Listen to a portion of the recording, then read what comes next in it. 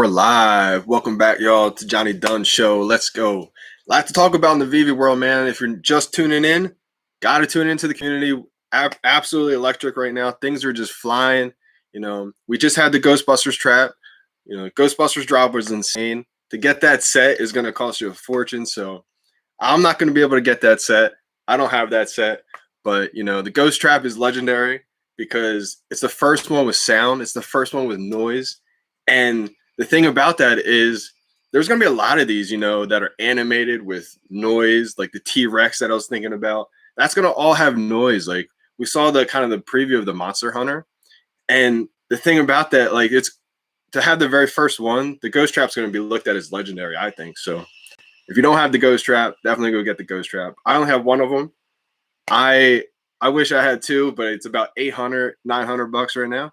And I don't have the money for that. So, a lot of crazy things. I'm going to wait a little bit till this fills up. If you're just tuning in, drop a comment in the chat. Let me know if, let me know who's tuning in. Yo, that trap though. Ghost Trap's insane, man. Ghost Trap's insane. What up, man? Let me put this out real quick on Twitter. What's going on, Omi homies?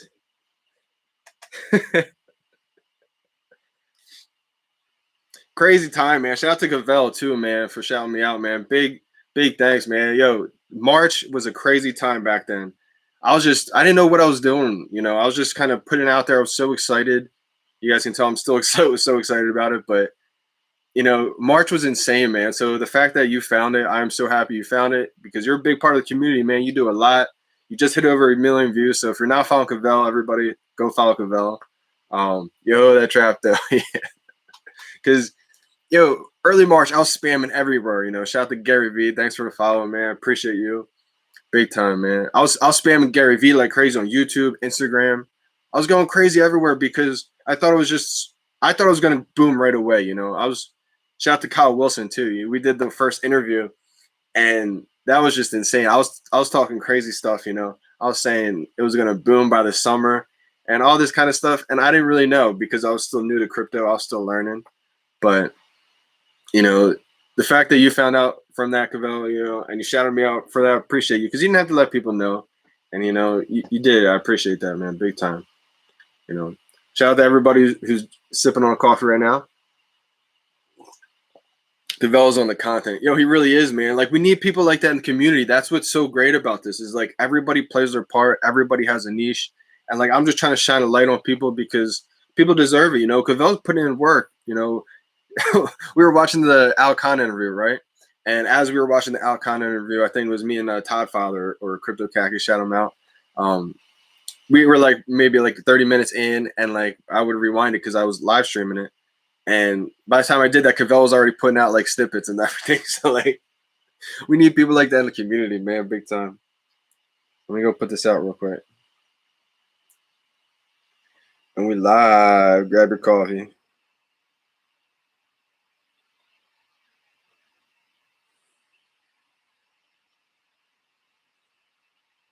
Grab your coffee and VeVe questions. Let's go. What's up, bro? What up, TK Barber? Yeah, man. We just had, Ultraman Day. So that's why I think, a lot of the Marvels popping. What up, Todd Father? Yeah, man. I mean, a lot of crazy things are going down in the community right now. Everybody's just electric right now. If you guys can't, I have usually a good sense on like putting my pulse on like the energy and things like that. And if you guys can't feel the energy is just electric right now. Orlando Moda, what up? What up?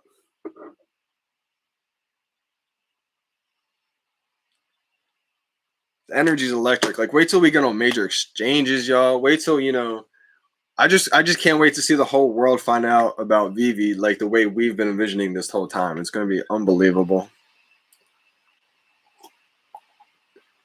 It's going to be one of those moments where like little steps, and not even just VeVe. I think I want everybody to get into NFT space, like too. Like that's really what I've been trying to, because everybody's got questions, everybody's kind of asking, we're so into the community, so we're so used to what an NFT is, but we keep forgetting like this is only 90% of the world still doesn't know what an NFT is. So like, we're just trying to bridge the gap into the NFT world to the crypto world, and VeVe's gonna do that. VeVe's that bridge. It was for me, and I was just part of your everyday average person, you know. And that's kind of how I got down the rabbit hole of OMI and crypto and all that kind of stuff. VeVe was really that bridge. Yo, it's a blessing to be in VeVe this early. Utmost host, puzzle master. Yo, it really is a blessing, man. That's the thing. It's so early to where, you know, everything's not perfect right now. You know, I keep talking about the feed. You know, the feed's not perfect. There's a lot of things that need work still, but if you just see it as a blessing, like if you just, because I was saying this example too, like imagine there's gonna be people that find a season 5, right? Season 4, season 8, and they're gonna be like, yo, this app's running smooth, you know, everything's going great. Imagine if we just found a season 1 or season 2 or even season 3, like, and we're here right now. So you got to think they weren't expecting, VeVe was not expecting, you know, more than 50,000 people by the end of the year. And they have, you know, what are they, 10x that almost right now? They have 400,000, 450,000, almost 500,000. So we also know they're not actual account. Like we don't know if they're like actual accounts, duplicates, etc. But man, I was visiting my wife's friends and sharing about NFTs. You can see who is receptive and who isn't. Apple AR glasses are going to be major in NFT game changer. Absolutely. And that's the thing too. You can kind of see who's receptive to the NFTs and who's not going to like it and who's going to be, you know, against it. There's hard-headed people out there to where I was even hard-headed at first. Shout out to Gary Vee, man. He was talking about NFTs for the longest time, you know, like whole 6 months. I would say end of 2020. I found Top Shot like end of summer, and I didn't hear him. It was like probably end of summer into the fall. I kept hearing about the NFT buzz like crazy, and I was like, I didn't believe in it. I was like, you know, how can anybody buy these moments that it costs money that you can just look them up? I was one of those people. I was part of the mainstream masses that didn't get it. And I kept hearing Gary Vee talk about NFTs, and not even just Gary Vee. A lot of people were, not a lot, but some people were talking about NFTs. Gary was just a big, probably the biggest influencer back then talking about them. And, you know, you saw Logan Paul's pop up. You know, he talked about his NFT that just blew up, you know. And so Logan Paul, by his NFT, I understood what it was by then. But end of 2020, I did not get NFTs yet. And I heard it everywhere. And I was just hard-headed. Most people are going to be hard-headed, stubborn, because it takes research, you know. It doesn't just come like that. So to some people it does, but to a lot of people it doesn't. So it's going to take education. So if we can just kind of educate the masses, you know, talk about why is it valuable and all this kind of stuff, it's going to get the older heads, maybe even the younger generation who's against it. But I think most of the time it's the older generation into the physical collectibles that maybe are like reluctant to kind of get into it, and they don't really see value in something that's not tangible. But if they realize that you can make a digital item scarce and you can make a digital item limited, that starts to be like, oh, I never understood that. I didn't understand that. I was like, how can you make a digital item limited when you can just look it up on YouTube? Until you start like telling them like, oh, it's the same as like a fake Mona Lisa or a fake rookie card, or you just have the picture of it. It's not, no ownership there. The blockchain, all that stuff is what allows the ownership. All right, let me just look at my phone, maybe on the comments. I think it's easier that way. Let's see here. Let's see. What are you guys saying? Wes, Golden Dragon Girl or Professor? You're still asking me that question. I don't know, man. It's a tough one. It could be Professor. It could be. I like the Golden Dragon Girl better, you know. But I'm biased though. I got 2 of them. I would like a Professor too, for sure. I would also like a few of those, you know.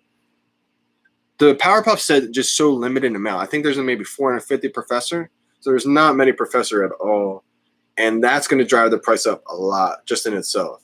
There's 888 Golden Dragon Girls, which still isn't a lot, but it's double the Professor. But it's like artwork, you know. It's a holy grail. It's like a shrine. Like you put it in your middle of your floor, and it's like, wow, you know. It's that. I think that's the kind of the difference there. It's digital gold and silver, so that's going to be the difference right there. I get the feeling Gary has some kind of deal with bring with the economy. Wes, Golden Dragon Girl. Yeah, I like Golden Dragon Girl. I like it a lot, man, just because it's digital gold and silver. Like when you're in your mansion, right, and you want like people to come over and see, you're gonna want like all your collectibles there to show off too. And I do want a professor. He like the front of the door. I think would be awesome because he's holding like the potion. I think that would just be pretty cool. But I also think that golden dragon girl. I wish I got like 5 silver ones. Honestly, I wanted 5 just to put it around like 2 golden ones. But blessed to have even 2. So. That's my take on it. I do like the professor a lot, though. Absolutely. The non-receptive will be swayed once they see it in action. Some only believe when it's like 10 cents. We need those people to sell our first profits. And honestly, that's the thing, man. It's true. Mainstream will only start believing when they see it on commercials. When they see big time Tom Brady's, like when Tom Brady starts throwing passes and he says, "Go get my collectible in VeVe," that's when they're gonna be like, "See, like." Yeah, now it's safe. Or also another thing is once you're able to cash out with fiat, I think once the fiat happens, it's gonna like legitimize it for a lot of people who were maybe on the fence. Because right now you have to put in a lot of money. We don't have to put in a lot, but we're putting in a lot of money, and you can't really cash out. You're trusting the team because we've done the research. We know we believe in this team. So people just joining now, they may not believe in the team like we do. So that's kind of also why we have to like really kind of just bridge the gap, tell people who these people are, and they're the real deal, who Alcon is. I know it gets annoying. Some people are like, you always talk about Alcon, but it's like, I want to bridge the gap. A lot of people, I didn't know who Alcon was. You say Alcon to me before March. I say, who? But you tell them about all these brands like, oh, well, have you ever heard of Pokemon? Have you ever heard of Ninja Turtles? Have you ever heard of Yu-Gi-Oh? The Smurfs? Like all these brands that Alcon was responsible for bringing to the mainstream is with VeVe. So that's something that I just wanted to like. I think we can, just help talk about these people. Who David Yu is, David Yu is one of the biggest physical collectors in the world, and so having an app that's for collectors, built by collectors, it shows in the experience for the user. I think that pays so much. My wife's friend asked me what an NFT is because she had tickets to a Backstreet Boys concert and it keeps being postponed. But the ticket holders are going to get a special NFT. So that got me talking. Ooh, that's interesting. That'd be kind of cool, man. Like a little giveaway, kind of like what VeVe did with the secret rare. I don't know if you're going to get a secret rare, behind the scenes, backstage, past NFT, but you never know. I mean, it could be something crazy because that's the next level of NFTs, kind of giving that real life utility to it. When Ticketmaster issues an NFT instead of regular ticket, people get an NFT really fast. Exactly. Like everything's going to be an NFT. Like tickets will be an NFT. All this stuff will be an NFT. Yo, the Gale. What up, the Gale? Gale's in the building. Where we at? Anthony Rodriguez. VeVe is a no-brainer. Once I got in, I was hooked. Reminds me when I got into crypto the first time. Getting in early is key to success. Absolutely, man. It really is. Like VeVe, just like what I was talking about, like how it's built by collectors. The user experience is just different than any other thing I've ever seen in the world because once you get it, you get it. Like once you get on the app, you understand it. You have fun with it. It made me like a huge collector, and I was never into collecting. I did have Pokemons when I was growing up. I had Yu-Gi-Oh cards, I had some sports cards, but I wasn't really into collecting other than that. I just did it because I was a young kid, and I guess that was the thing to do back then. I don't like after I was a little kid. I didn't really, just tossed them away in the attic somewhere in the case, and I just forgot about them.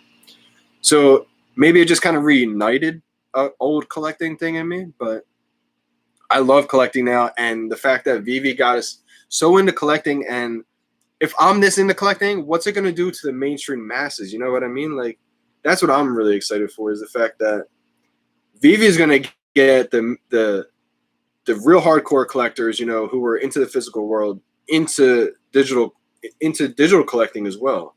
So it's going to have your hardcore collectors. It's going to have little kids on there. They're going to be playing with toys. They're going to be having your card collectors on there. They're, everybody's going to be on the VeVe app.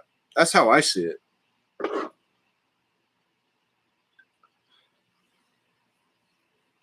Gary VeVe has his own NFT project jumping off, so I know him.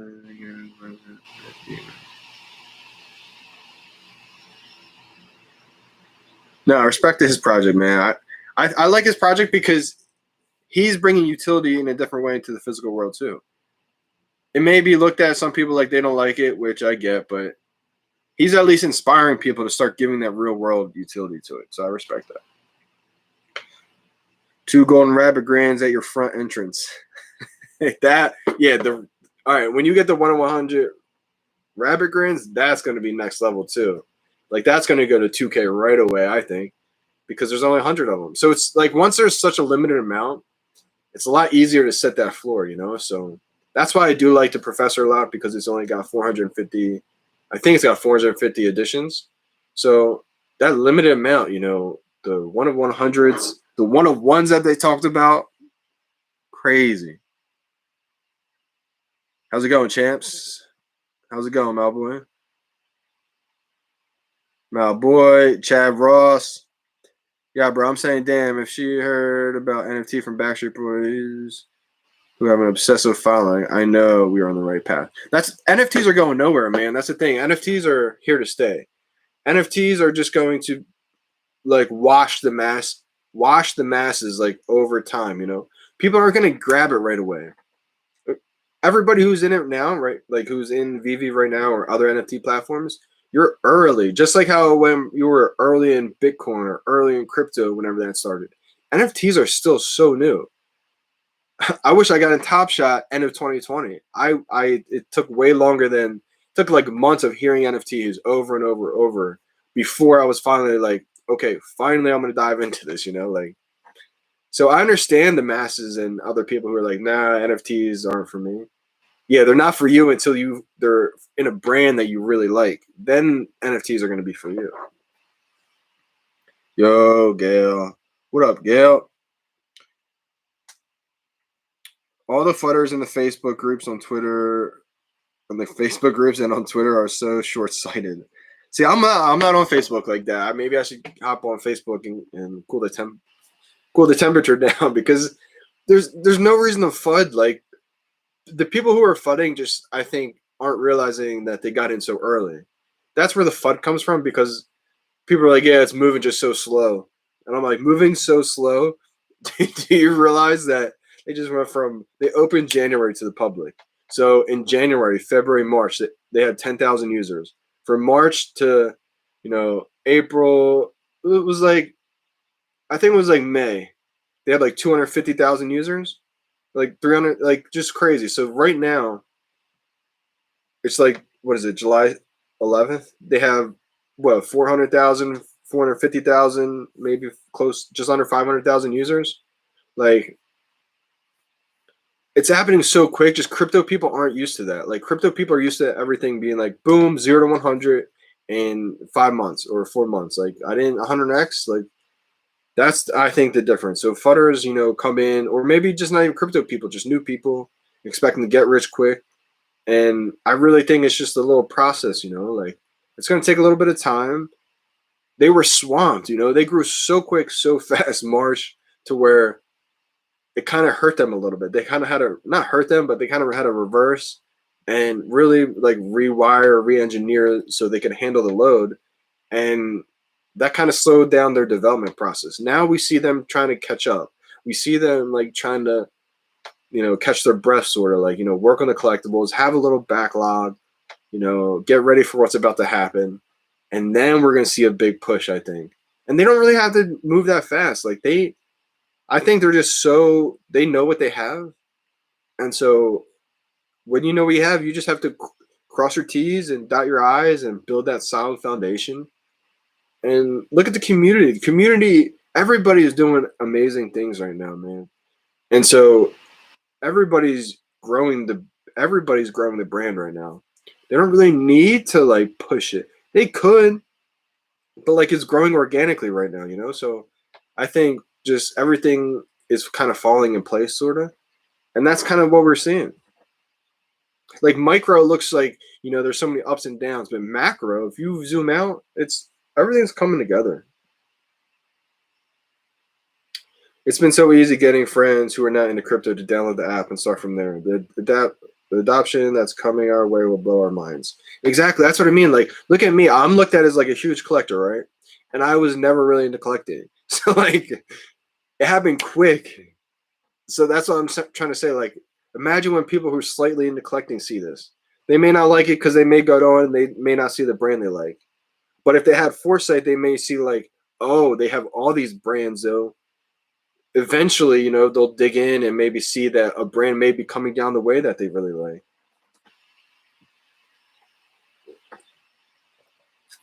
What are you hoping to see drop this week? Honestly, right now, I've been trying to think. I got no inside information, and I don't know. It could be anything right now, man. It could be, you know, I could see him doing Batman. I could see him doing something that they haven't dropped yet. I could see him doing like a, you know, I don't know. I could see anything, you know, whatever the community is happy with, I'm happy with. It could be I want Jurassic Park. If they're asking me what I want a T-Rex, man. I want a T-Rex bad. Oh yeah, unicornos are due. I'm wishing for Harley Quinn, Red and Black. Oh man, that Red and Black series too, man. That's gonna go bananas. I don't have that set. Ideally, I wish I had, you know, two of everyone in that set because that set's gonna be legendary. That's crazy. You can get them cheap too. The Harley Quinn 18 and the Harley Quinn, what is it? What's the other one? The other uncommon.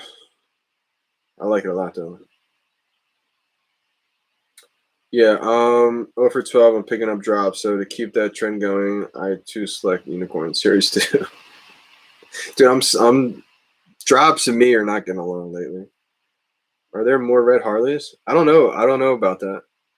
I definitely could see there being more. Yeah, there's plenty of red Harleys coming. I'm not even gonna try to get anyone's. I mean, that's the thing too. Like, if you don't, you can play two ways, right? There's two ways to play that. Just don't even think about that series. Like, just wipe it off the board. You know what I mean? Like, just forget about it. Toss it. Forget about that brand because you're gonna be able to do that. There's tons of brands. I think you were saying that, right, Gail? Like, there's gonna be tons of brands, but you could also play it like you do everything you can to get that season one Harley. Because if you get that season one Harley, man, that's gonna be legendary.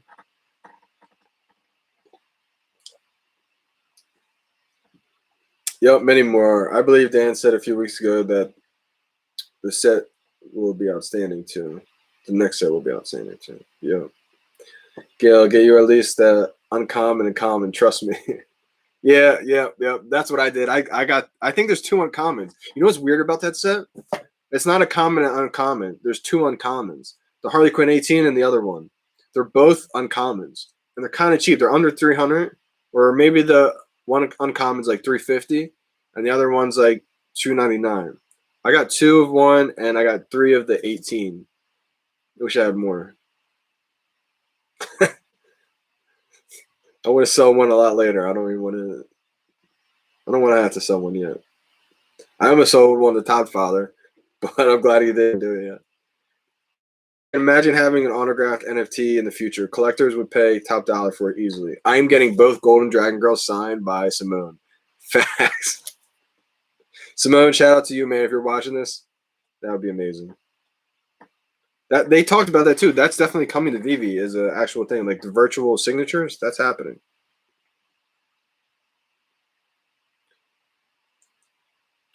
Easier said than done. Yeah, I don't know if that was about that or not, but hopefully something new. LOL, true. You might have been easier said than done. Might have been talking about the Harley Quinn, like just not. VeVe is addicting. Makes you want to buy everything to complete the full sets. We'll need AA meetings for VeVe in the future. You might honestly, it might happen.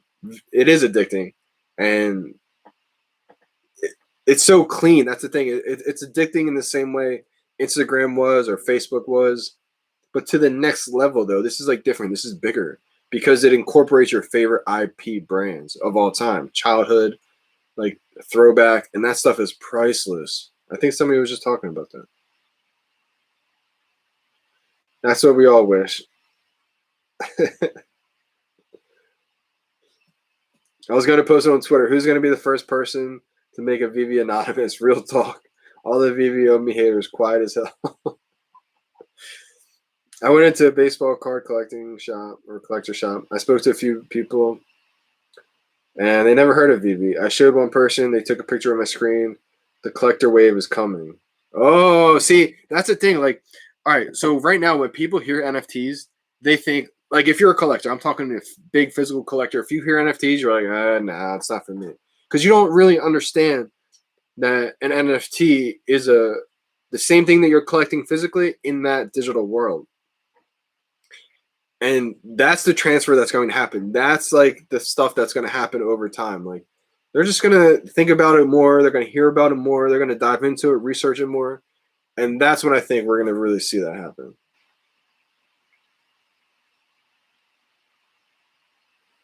There are videos popping up about the VeVe mobile game coming very interesting. Yo, I mean, they talk about gamification, right? This company is so smart. This company is so smart, right? They can't lay everything out. If they laid everything out and told everybody, one, as a collector, that they know, that's not even like half the fun of it. Half the fun is kind of like peeling back the clues, digging, surprising people. They understand that to a T, and they feed off that, and we love that, honestly. And the fact that they know how to do that perfectly is just amazing. It really shows you that this is a real company that knows how to really, draw in big collectors.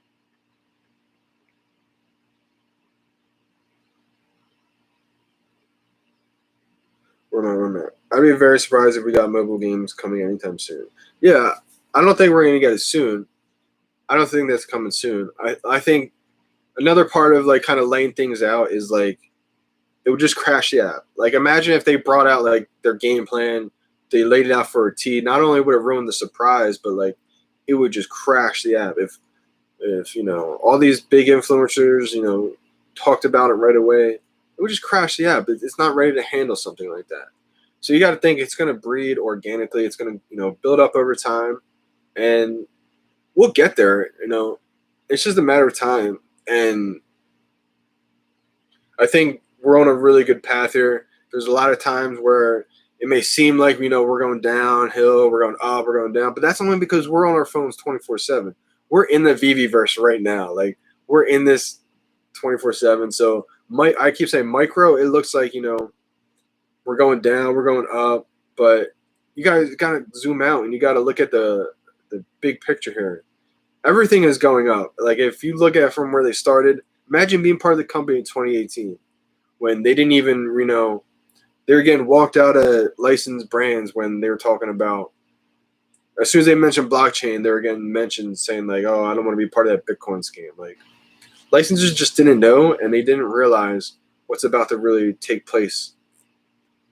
But, as the years kept going, they understood that they had the foresight, and they were able to kind of see where things were going, and they were so smart. They put in the back door like a little hybrid to where you can take this outside of the ecosystem. Like, how genius is that? They knew that these licensed brands were going to be like, kind of iffy on it, taking it outside of their app, but they made it to where they knew eventually the day is going to come where you can take it out. Like, that's just genius. To 2022. I could see 2022 because that's where I think they really thought they were going to launch. Like, I keep going back to where they probably thought the OMI token was going to be so much lower than it is right now. Like, they weren't really expecting to get past 60,000 users. They probably thought 2021 was like their beta year. Like, they figured the whole thing out, take their time, and they just, boom, 0 to 100 real quick. I don't think that was like expected. Seeing what Decentraland is got me so excited for VeVe-verse, yo. Yeah, absolutely, man. Absolutely. Like, kind of gives you like a glimpse of, imagine that, but like in a more premium-esque way. Like, and I like Decentraland too. I think that's definitely going to be around for a while. That's what I told this other dude. Physical items degrade, but digital representations are perpetually mint. Exactly, forever. He is into Nike, and apparently Nike is getting an NFT soon. Dude, everybody's going to get an NFT soon, man. It's going to become to where if you're not in NFTs, you're like, what are you doing? Because it goes directly to the consumer. It goes directly to the fans. Shout out to It's Wonderful. If you're not following It's Wonderful, you got to follow this kid. Talented, man. You got to go check out his music. Like, he just dropped an NFT with his music. So, like, You're able to, if you're a fan of him, and just go listen to his music once, you're going to become a fan of him. You're going to want to go get that, gold pineapple Omi token because it's got music with it, and it's like a 1 of 10 or a 1 of 20 or whatever the limited amount is. So that's what makes it amazing. You can actually support individual creators directly.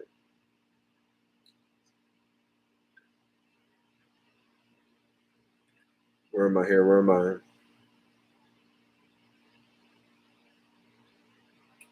You think Ghost Trap has potential or no? I think it has a lot of potential, man, because it's the first one of something.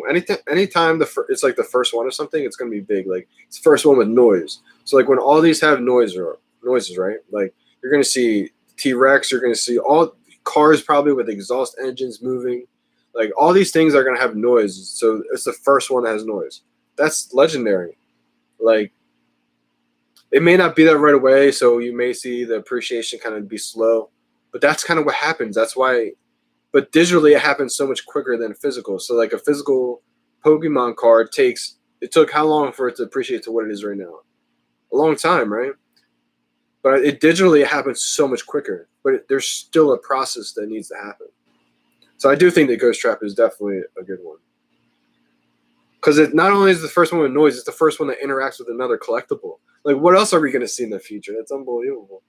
I definitely want a Spider-Man that like shoots out the web, and like as soon as it shoots out the web, you can I don't know if it's going to capture things or if you're going to be swinging through on the walls. I don't know, but I want the Hulk too is smashing down on something bad.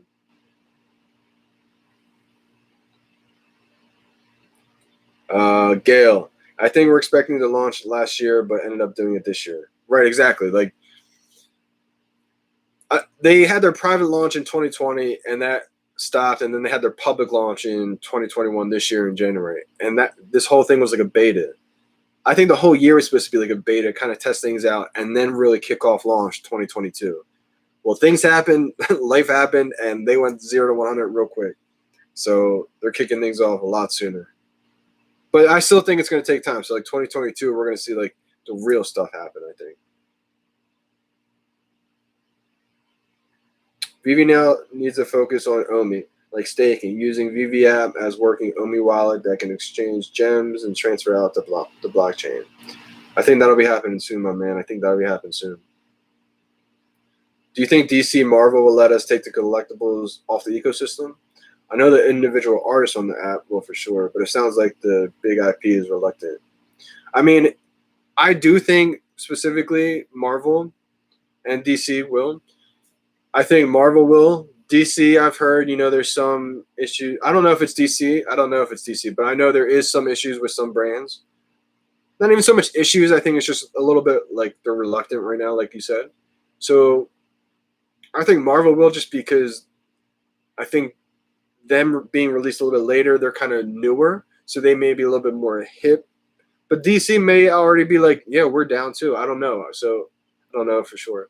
But I'm just guessing, like maybe some of the older brands that were on there from the early days may be like a little bit reluctant. But I know like Tokidoki is their first license that they ever got. So that's also why I like the Dragon Girl, because that's from the Tokidoki co-founder. He's an artist himself, and he made that. And so Tokidoki is the first license VeVe ever got. I think that's going to be legendary. And they're probably the most willing to kind of, go with the flow. That's why we saw the Ritmo get animated, because they're willing to adapt and kind of go with VeVe. They trust VeVe. I think it will come down to the brands more so, like you said. I just see it over time, like 2022, 2023, we're going to see all the brands being like, yeah, you can go anywhere. It's probably going to give us more exposure. They're going to be just more accepted to it. They're going to understand. But everybody's going to be back on the VeVe app. Because VeVe is the Disneyland for NFTs. B. Casper, what up, my man? My guy, VeVe has something to attract all ages from every corner of the earth. Young, old, rich, poor. We can all enjoy it in our own way on any level. Household names sooner than later. You hit the nail on the head, my man. Exactly. That's what, I remember David talking about this specifically in one of the, I think it was an interview with Dan he did. He talked about how Supreme, he's a big Supreme fan, right? And so when you go to a Supreme store, you may have like your exclusive 1 of 100, 1 of 1,000 items. They sell out quick. But then their store's not empty. It's not like you have to go out. They got a whole store in stock of stuff for everybody else. And that's kind of how they're treating it. They're going to have stuff for everybody. You're going to come in and you may have your one of one, you're one of 100, you're one of 1,000, exclusive. Even like one of 10,000 is going to be very valuable. But you know what I'm saying? Like, you're going to have your exclusive items, and then you're also going to have, maybe that's one drop 1 week. And then at night, you got your toy section for the kids to where, it's the Cryptokins or whatever. I don't know, so many brands. Barbie, you got Bob the Builder. Like, you got so many. So they got everything for everybody. It's going to be just legendary. Tell my wife I got a trap for $800, and she's okay. She's like, okay, I'm getting a new couch then. Man, that's the thing. Like, people are going to start to see, though, I think, a real shift in, like, are you going to buy that physical item, or are you going to go buy the digital item? And I think we're witnessing it right now. Because think about it this way, too. This is a good way to think about it. Are we spending more or less time in the digital world? We're spending more time in the digital world. It's not going away. Like it or not, that's another thing. People, I was like this for the longest time too. I didn't like that for the longest time. So it didn't allow me to believe that was possible. But then you become, you take your hard-headed away from it. You open up and you realize, no, we're not getting away from the digital age. We're only going to get into it more. Like it or not, it's going to happen. So people are going to start spending more and more in the digital world, especially when the goggles come out and they're as thin as, like, as these. Like, these are, look how thin these are. These are going to be AR glasses, and we're going to have blank walls everywhere. And so when everybody's wearing these are obviously sunglasses, but they're going to be like prescription see-through clear. They're going to be sunglasses too, I bet. We're going to have just blank walls, and then everybody's going to be able to see your walls. And it's not going to be like, hold your phone up, wait like a minute, scan your room. It's just going to be seamless. That's the biggest transfer. Right now, it doesn't seem that way, it doesn't think that way, because we're not in it. It takes us a minute to scan the room, to like hold our phones up. But that's all going to change. We see how thin these iPhones are now, right? This is like, cell phones were huge at one point, huge bricks. And if you told somebody back then you're going to be on that every day, you're going to have it in your pocket, people would laugh at you and say that's never going to happen. But then they get down to literally as thin as this, and it's like, boom, we're in this world all day. So when these big, bulky, AR glasses get huge or get small because they're huge right now, that's when we see the biggest shift ever take place. That's when we see these become just an everyday routine, and we're going to see plain walls in people's houses. Shout out to the Todd Father again. We talked about this for a while one day. You're going to be like walking through people's houses. As soon as you walk in, your thing's going to scan, and it's just going to register to where it's like all your stuff just pops up in everybody's houses. That's how I see it. It may take a while because we're not there yet. So, we're still in the phase where these are still big, bulky things, and they're kind of like, you go and do it. But soon they're just going to become adapted to part of life. The real life use cases that come from it are going to be insane. Yakomi said you won't be able to get Omi for staking, but said you likely exchanges will be able to stake Omi for Omi. What % interest for staking do you think is realistic? See, Wes, I don't think we're going to be able to stake Omi for Omi. I could be wrong on this, but I think we're going to be able to stake Omi to get exclusive collectibles, which then in return, if they're exclusive collectibles, people are going to be, wanting those collectibles, so the value should go up, and you could then therefore sell those collectibles. I think that's what's going to happen. Banner to Hulk. Dude, Hulk is going to be insane when that drops. I don't like to speculate, but Apple partnership is like strawberries with whipped cream for me. Apple partnership is insane. I see that happening, man. I mean, it's speculation. I just see, I don't know if it's going to be Apple, but I think, VeVe's positioned themselves, the way the app is so clean, it's frictionless. Once you get things that are frictionless, that's the biggest key with anything. It's not even frictionless right now, and it's still amazing because you have to scan things. It takes a little bit. But that's part of the blessing of being here so early. We get to witness these things unfold. Like in a year from now, we're going to be saying, "Oh, wow, like do you remember when it, we had to I took a selfie, right, March, and like to actually take a real selfie with it and press the button, you had to like flip the camera around and like really like press the little tiny button. Like it took forever. So the evolution of where this is going to go in a little bit is just insane. I think it's just about being grateful that we're here right now. Does VeVe explain what the NFT ownership rules are? If not, I think they should since we are owners. What do you mean by NFT ownership rules? You want to elaborate on that? Like, we own these NFTs, absolutely. We can't take them off the platform just yet because it's a closed ecosystem.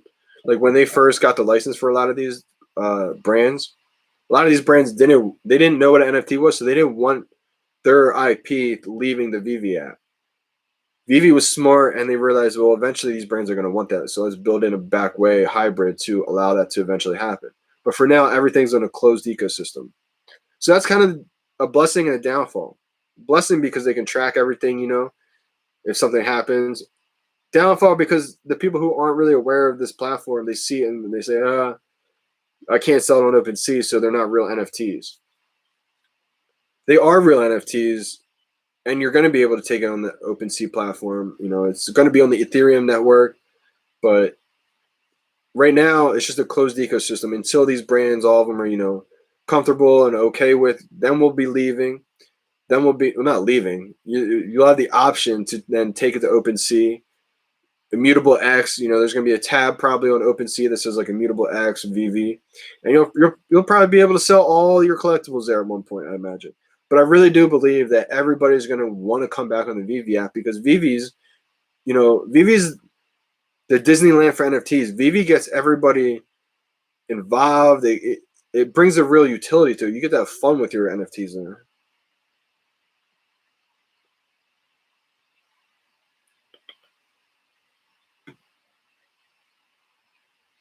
Digital is the new age. No, boy, you're right, man. It really is. Digital really is the new age. Spider-Man Fire. Spider-Man's one of my favorites, man. I love Spider-Man. And I think Spider-Man, Wolverine, Hulk, those are like my favorites. Will I be able to put Remo on my shoulder and walk around with him and flex on everyone? I really think you will, man. I really do.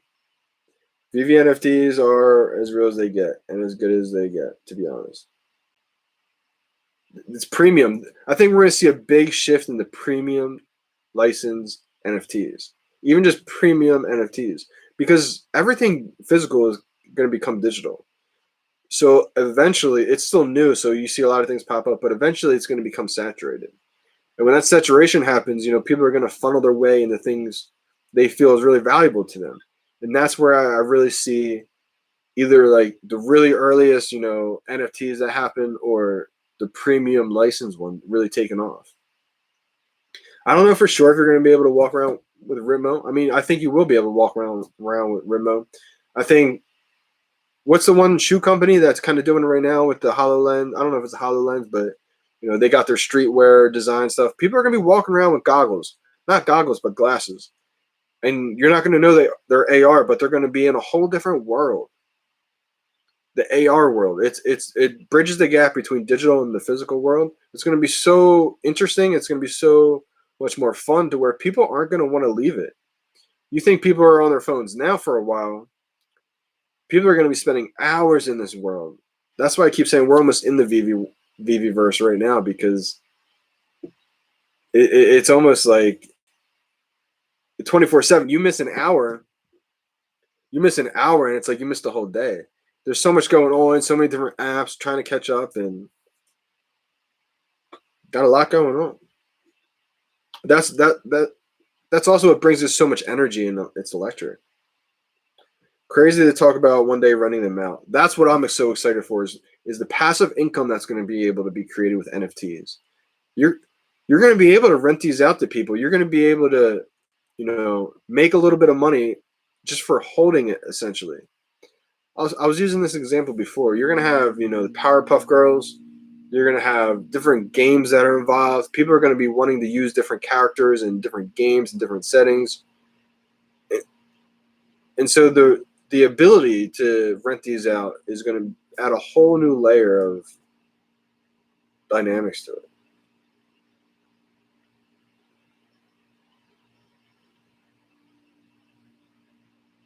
Why would a pixelated CryptoPunk go for so much more than these premium collectibles? I mean, you gotta think too. That's a good question. All right, so my answer to that is CryptoPunks is kind of like a legendary. It was one of the first.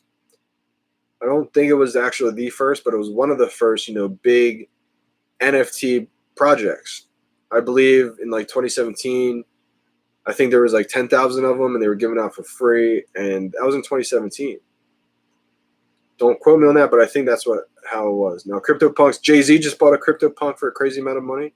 So CryptoPunks could go down as like, you know, legendary, historic, you know, one of the first ones.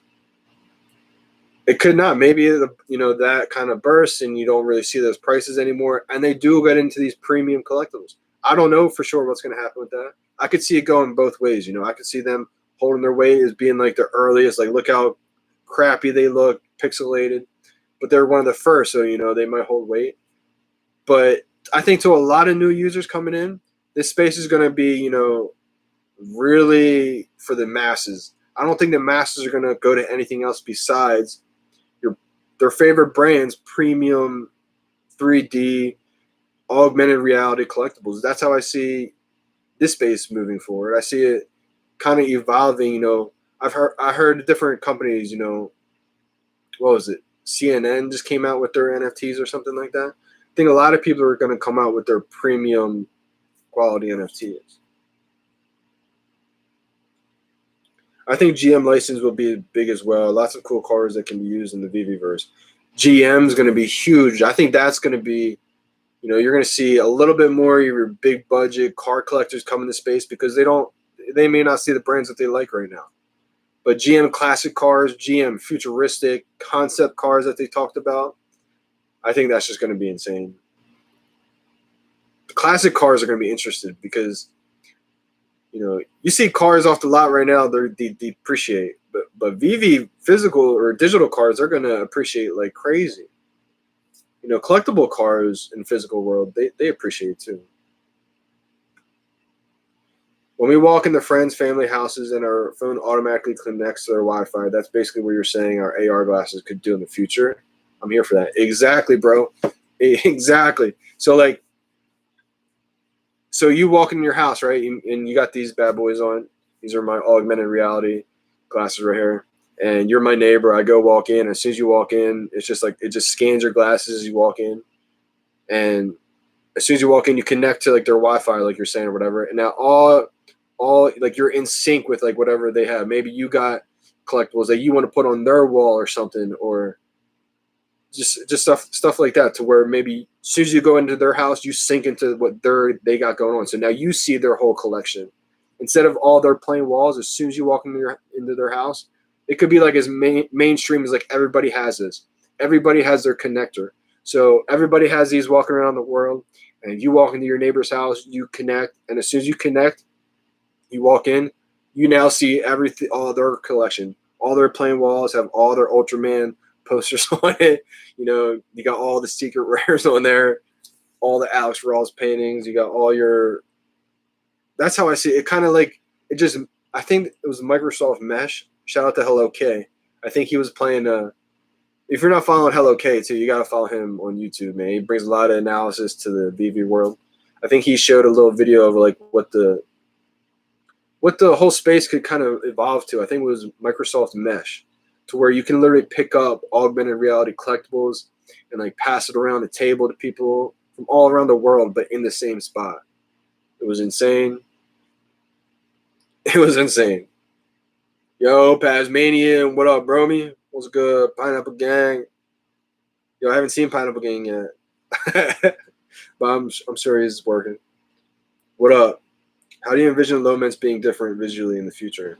I don't know about Loments, man. I know they said they're going to do something, I think. I got a 68 Catwoman I'm sitting on, so I love Catwoman. I sold a couple low mints of Gary Frank and another Batman, just because I need to reinvest in some other collectibles. So I don't know how low mints are gonna, you know, they're I don't know what they're gonna do. I was thinking some kind of shine, some kind of like gloss or glow, but people don't want that. Also, that's what turned me off of the idea. Like I thought about that, but a lot of people don't want to look at that. They want to see their collectible for what it is. Maybe like a little toggle to where it comes up with the number on it.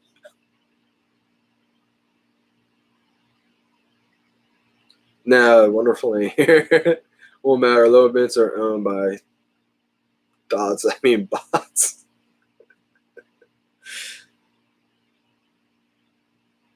How about animated if it is low mint? Ooh, that would. Imagine if you just had a low mint, would make it animated. That would.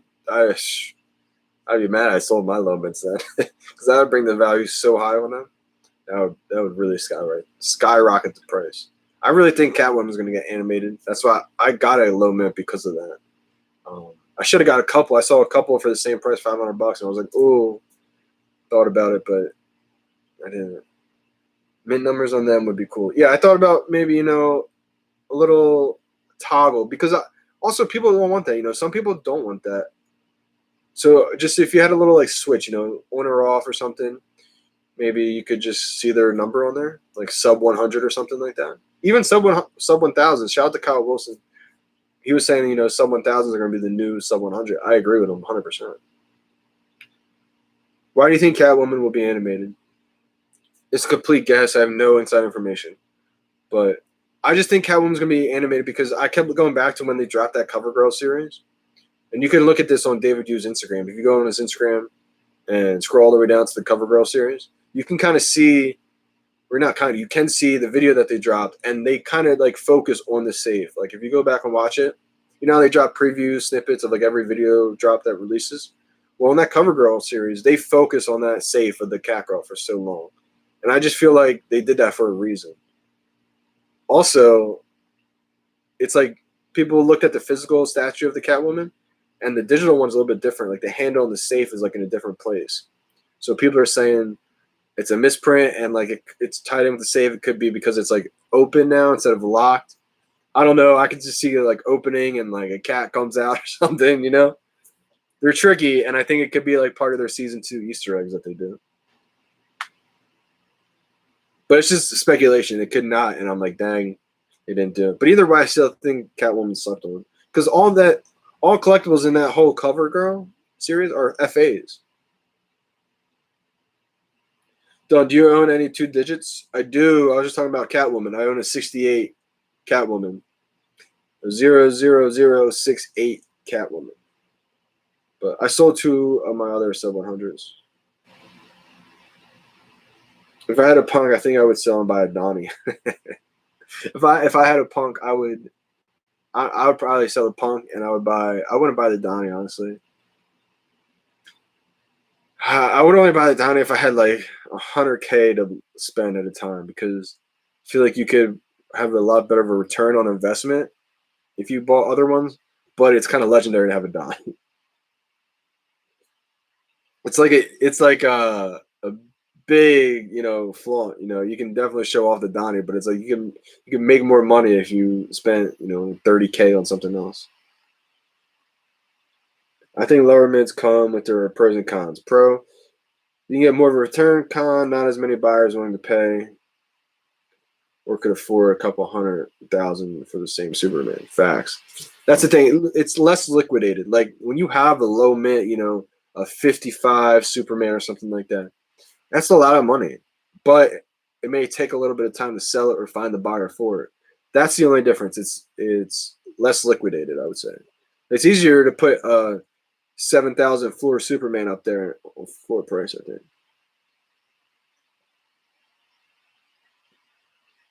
Bought a 65 Catwoman a couple weeks ago. Will be so sick if she gets animated. That's a great purchase, my man. I hope they get animated. I will be the happiest person alive if they get animated.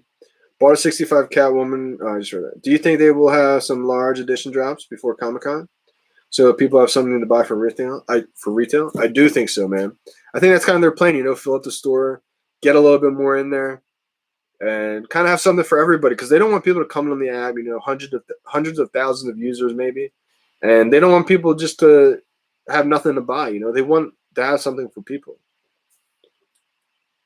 which is it may rub people the wrong way. They're a drop with 50,000 editions again, but I think that's what they should do. I don't know about should do. I mean, they know more than me, man. I trust whatever they do is the right decision. So if they don't do that, I believe it was probably the best decision. But the way I look at it, like that's from what they said, I think they're going to do that. Which I think would make our collectibles a lot more valuable too. The ones that have those lower edition counts. Pineapple Gang. What up, Johnny? Yo, what up, Luke? Gary said buy him. Gary, oh. Yeah, him's going up there, man. Shout out to Pirates Chad. He had a big boy purchase. He bought a him. That's going to go up there because there's only how many left on the market? Like 10? That's going to be like the next Donnie probably. If someone owned a one-in-one NFT of you, would you trade your 2 ultra rare Dragon Girls and your Da Vinci for it? Are you talking about yourself, Khaki? Because you do own a one-on-one of me. And no, I would not trade my Dragon Girls.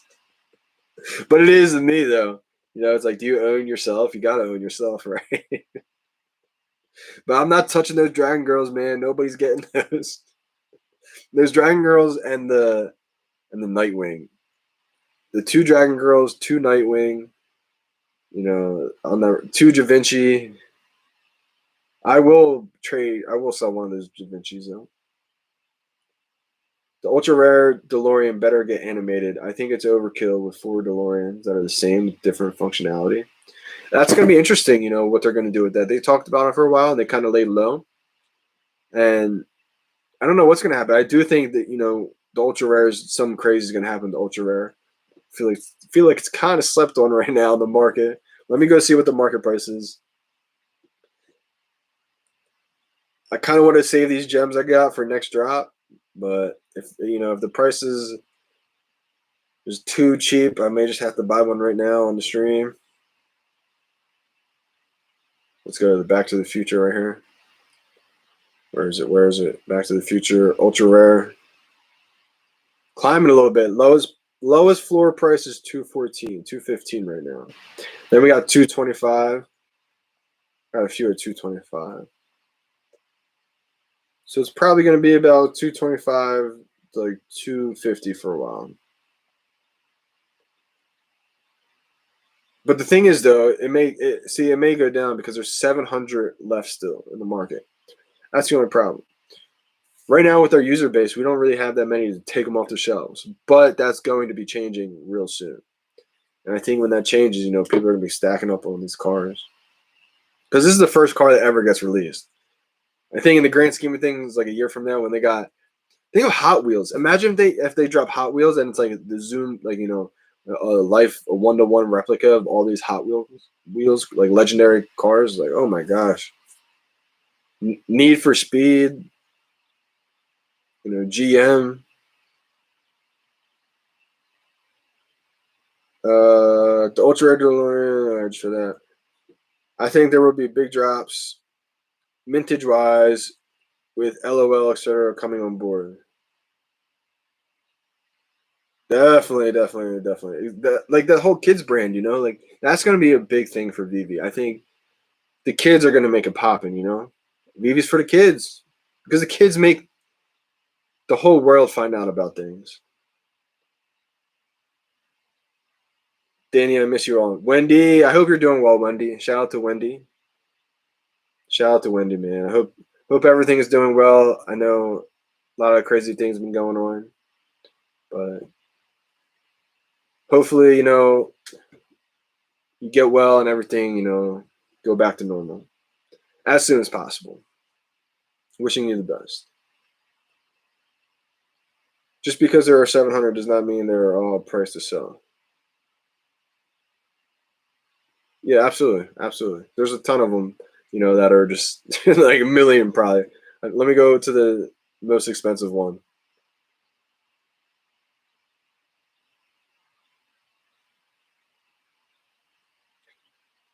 There's definitely a bunch of them out there that aren't really priced to sell. Yeah, like the most expensive one's 9.9 mil. I think that's the highest you can list it for right now.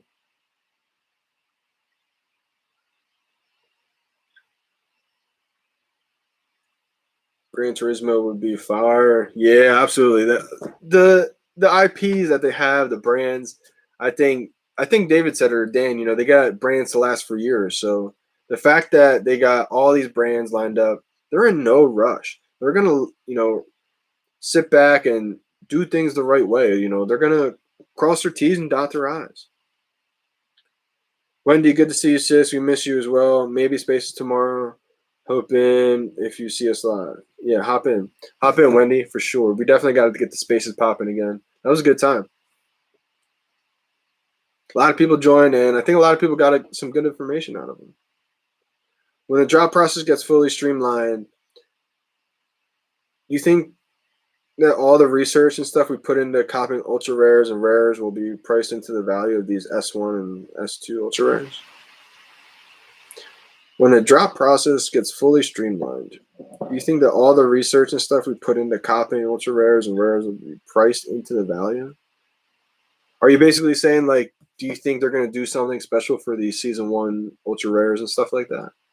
I think they're going to make season 1 legendary. I think, they're going to do something kind of to point out that these are from the season 1 beta, OG legendary seasons, because they talked about how hard it was, there's a lot of drops that are laggy. Shout out to the Comic Way. I remember when he bought a Barta, it was so laggy back then. It was like early March, like March 3rd, maybe like one of my first days I joined. He bought it, and like it didn't go through. Bought it, and like wasn't going through. And like he bought 8 of them, and like 8 came through. And I was like, no, like I just spent so much money. And now looking back, it's like you got 8 of them. Like it's a blessing. So the app's grown so much ever since.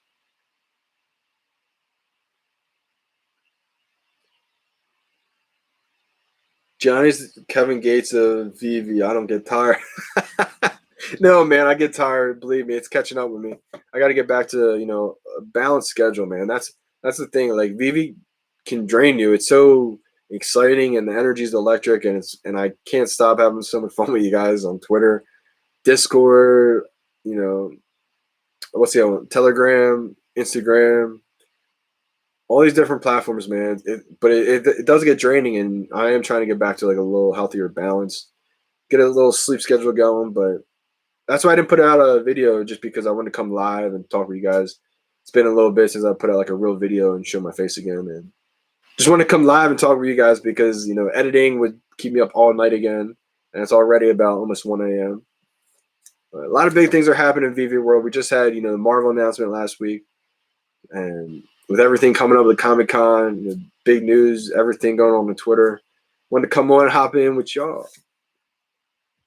And I have fun every time I do it, so I don't mind coming live with y'all.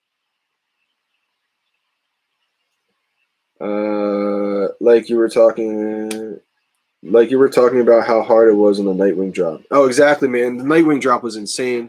Nightwing, like the app froze and like it shut down. Everybody's checking, VeVe's Twitter, like what's going on with the app. And they're like, oh, it's down. Check in 30 minutes. So I'm like, no, like I'm trying to get to sleep, like ASAP. Like I didn't sleep all night, so I set mad alarms. 5 minutes back after. I think they said like come back at 12 p.m. I get on the app at 12 p.m. It's like not working still, so I set alarms like 5 minutes back to back to back. I'd wake up every 5 minutes for like 3 times, and like the third time or something like that, I woke up a minute before my last alarm. Checked the app. The VeVe gods just woke me up the perfect time. Checked the app. Got 1, got 2, tried getting 3, said max order limit reached, and I never saw that before. So I texted my boy Joe Kelly, shout out Joe Kelly. He got 1, and it was just insane. I think I told Todd Father too. I was like, yo, it's back up. Just insane time, man. That's another thing why I think Nightwing's so undervalued still at 1,000, because it's the first time ever there was a order limit. Like you couldn't buy multiple Nightwings for the first time. If somebody has multiple Nightwings, they bought it in the market. You could have bought multiple Rizzos, like 5 of them, 10 of them. There was no order limit. But by Nightwing, they put an order limit at 2. So I thought that was crazy. I'm excited about the VeVe Showroom 2.0. Do you know if the furniture will be free or if they're going to be separate NFT purchases? I don't know. I think there's going to be both. Maybe there's like free stock ones that like everybody can get, and then there's going to be like, accessories, furnitures that are a little bit more exclusive that you can pay for and have, which sucks because we're going to be spending so much money. What badges do you think are coming? Season 1 badges, maybe badges who like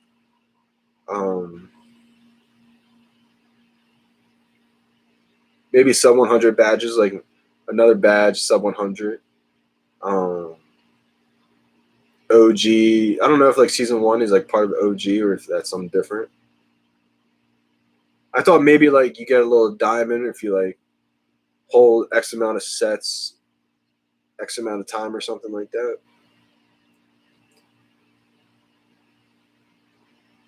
Where crypto khaki, and thank you, Danny. Talking some time, I really had mental breakdown. Sorry for the drama, guys. I will tell you everything soon. Wendy, don't worry about it. Take your time. Take as much time as you need. VeVe takes a lot out of all of us, and especially everything going on with escrow. You're dealing with a lot, handling all these crazy purchases. It's a lot of money and stress dealing with people, scammers, and take your time. We got your back. Don't worry about it. Come back whenever you feel like you're ready. Absolutely. And I think he just meant on Twitter Spaces.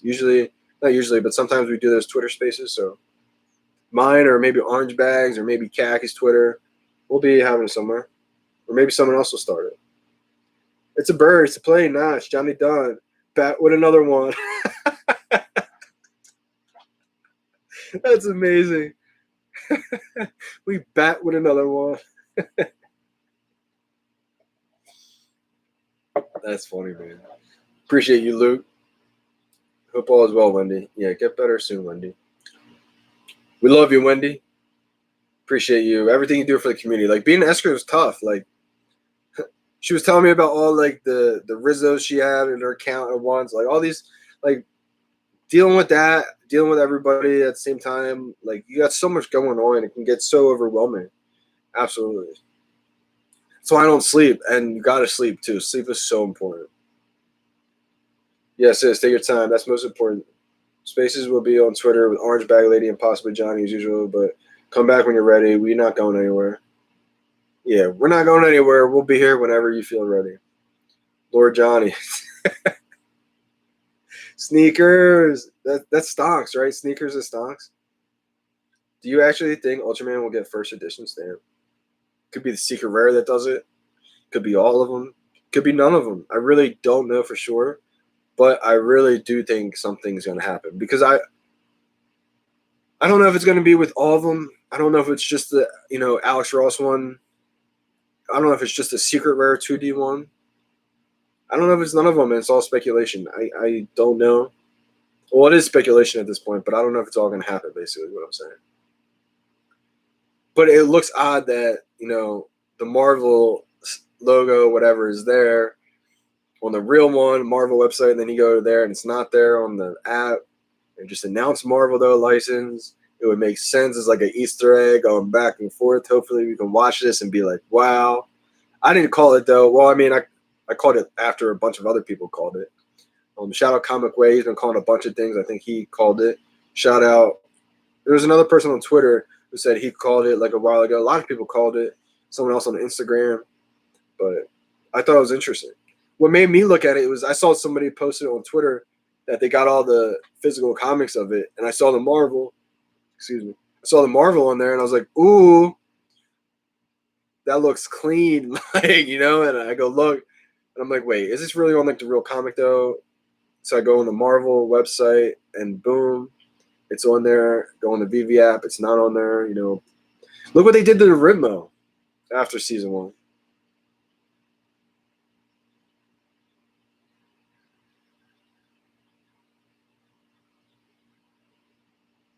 Love you all. I miss you all. We miss you big time, Wendy. Yeah, what up, Stonks? You got to make your YouTube name Stonks, man. Sneakers.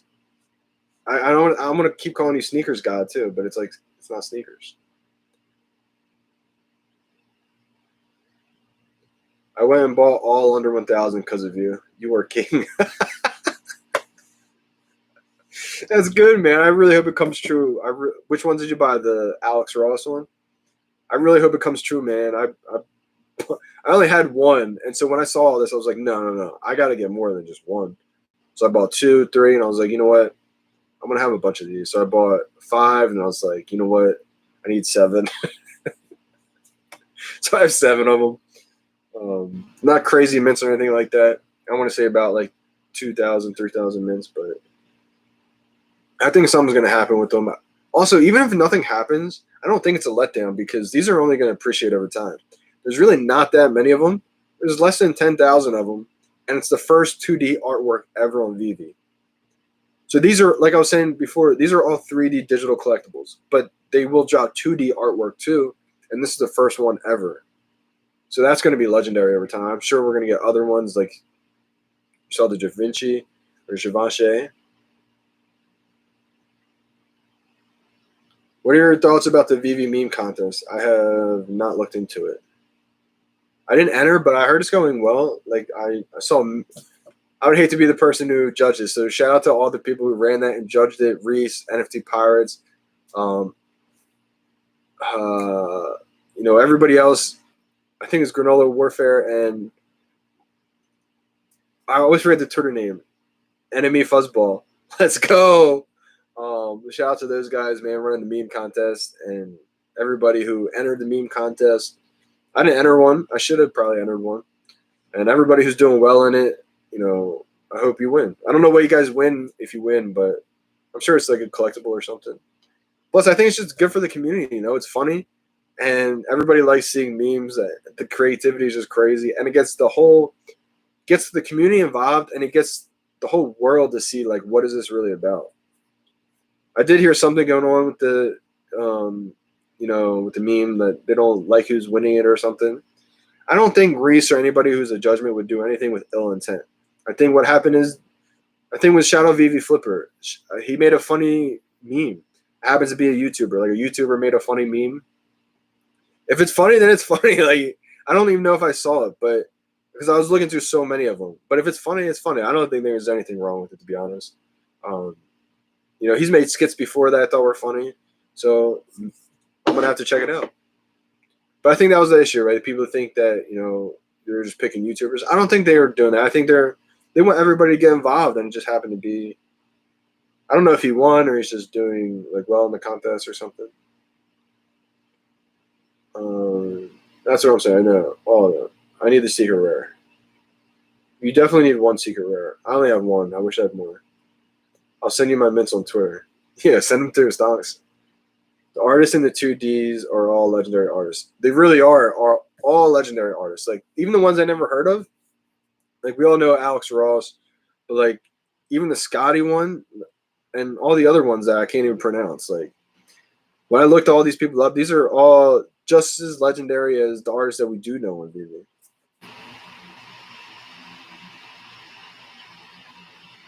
That Pokemon video was the best in the meme contest. Like, see, I didn't even see a Pokemon one.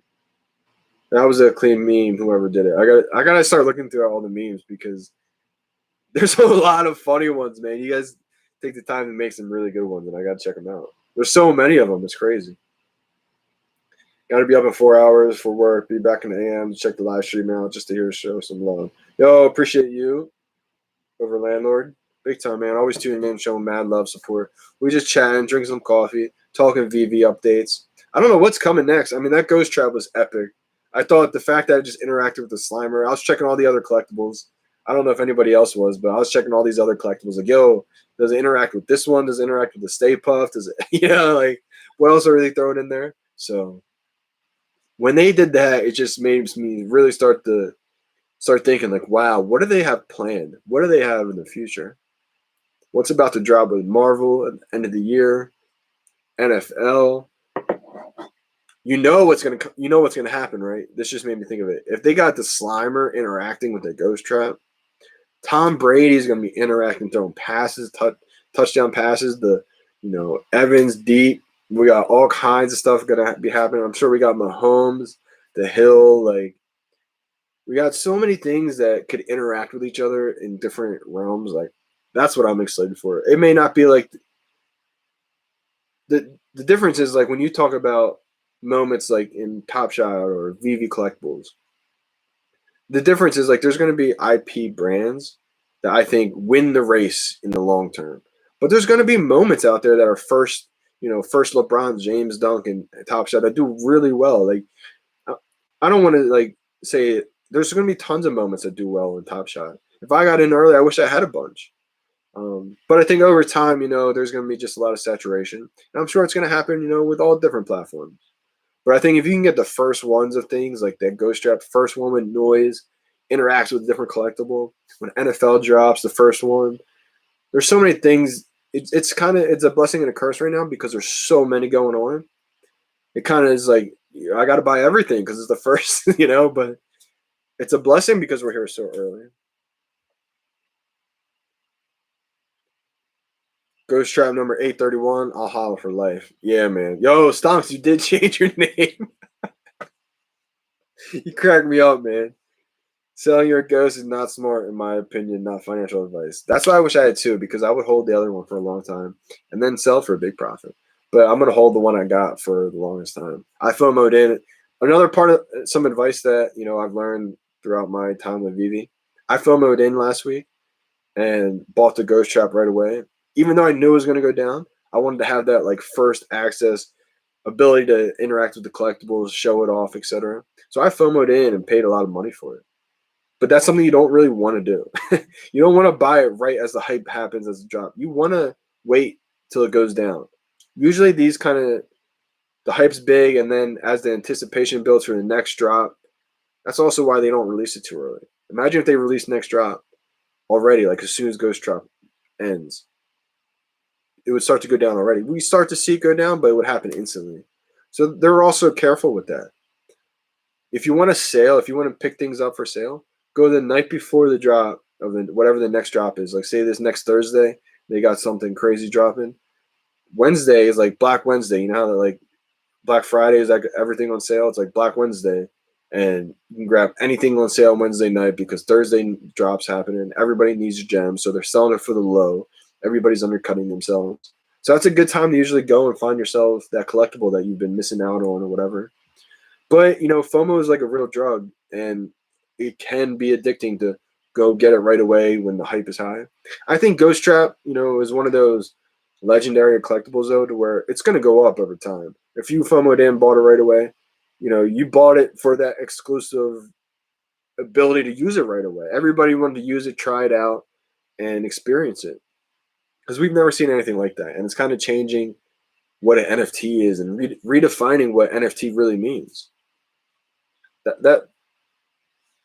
It's one of those things where if you did get it and you paid $1,000 for it, you paid 900 and some bucks. Just hold it. Not a financial advice, but I really do see this one being a legendary collectible.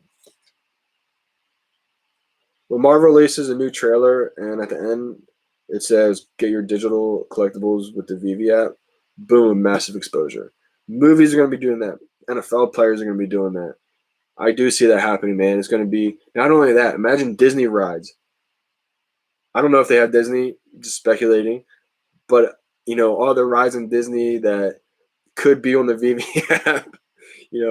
All these rides that are all over the place. When after you get done riding, they say go get your app. You scan a QR code or something like that to get your free app.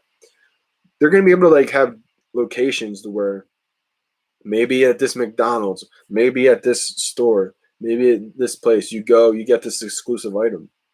Maybe stuff like that, which really blows my mind. Ultraman is FOMO. They better change that logo. Oh, if they have Marvel, they have Disney. That's what's crazy, man. They cornered the market.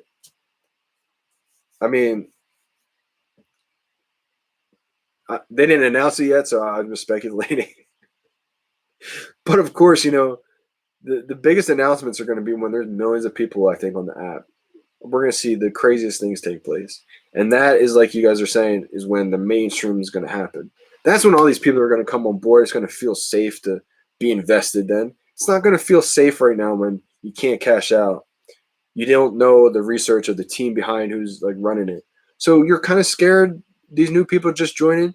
They don't have time to research the team that's involved to trust that you're gonna be able to cash out, like they say.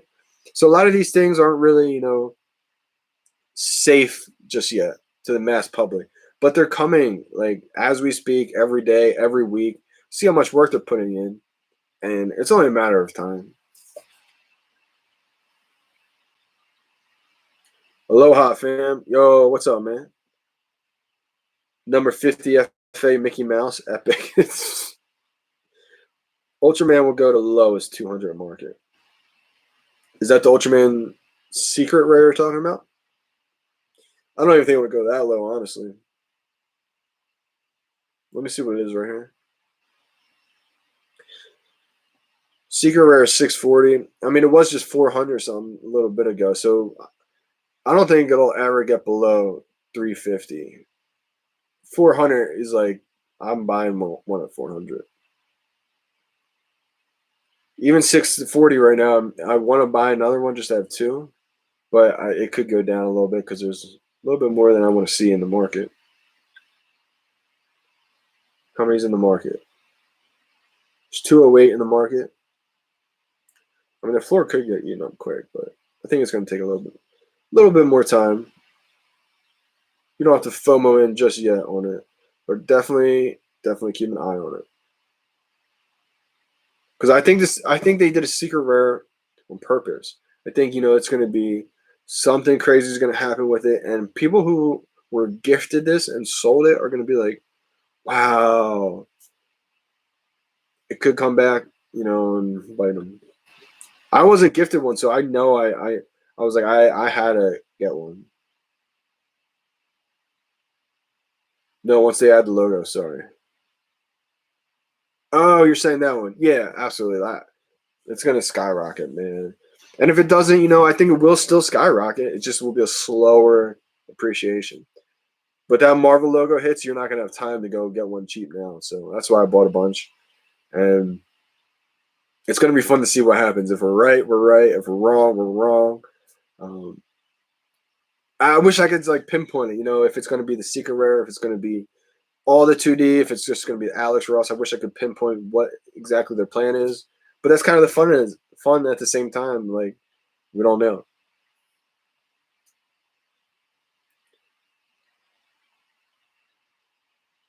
Yeah. I don't know. I think the secret rare would just get out of here. It would just be insane. We'd have to chalk that one up as a L if it does, because it will go bananas. I had to get it, man. I bought one for like $700. I think it was the 1953. I didn't realize 1953. I think was a important year, but I got lucky with that one. When will you know you were wrong? I guess after season two, like if we go to season three, and they do release an Easter egg, we don't know if an Easter egg's even coming. Just season one they did, so season two, I'm expecting something. They do, and if they don't animate it, if they don't animate Catwoman, I'll be like, wow, my theories, my assumptions, they were wrong. I'm open to being wrong. It's part of being just speculating and having fun with it, trying to dig for clues, and if you find some good clues, you might be right. But try to find a sub 100 Catwoman right now. It's kind of tough. It's going to happen. I can feel it. Like keep feeling it, Stonks. Keep feeling it, man. Attract that energy, baby. That's what it may take. That it may take us all to really want it to happen. He's right there. I don't know if it's going to happen. Catwoman. I like Catwoman. The way they just updated it. Once they updated it, I looked at Starfire. Shout out to the Gale. He was like, he likes the Starfire over Dragon Girl. I was like, nah, I like Dragon Girl better. But I mean, Starfire, they updated that. Looks absolutely amazing. They updated, I think all of them actually. I hate to keep bringing up the 2D artworks, but because at first a lot of people were complaining about them. They didn't like the way the edges looked against the wall. They sharpened everything up. Shout out to Trevor. You can tell he worked on it big time and cleaned up all the collectibles. He went back season one. All these look so. If you put them out in your showroom and you zoom them up big and you really look at them, it looks like you're looking at something in real life. It looks polished. It looks glossy, like it's just supposed to be there or something.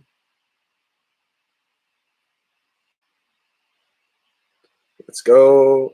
Yeah.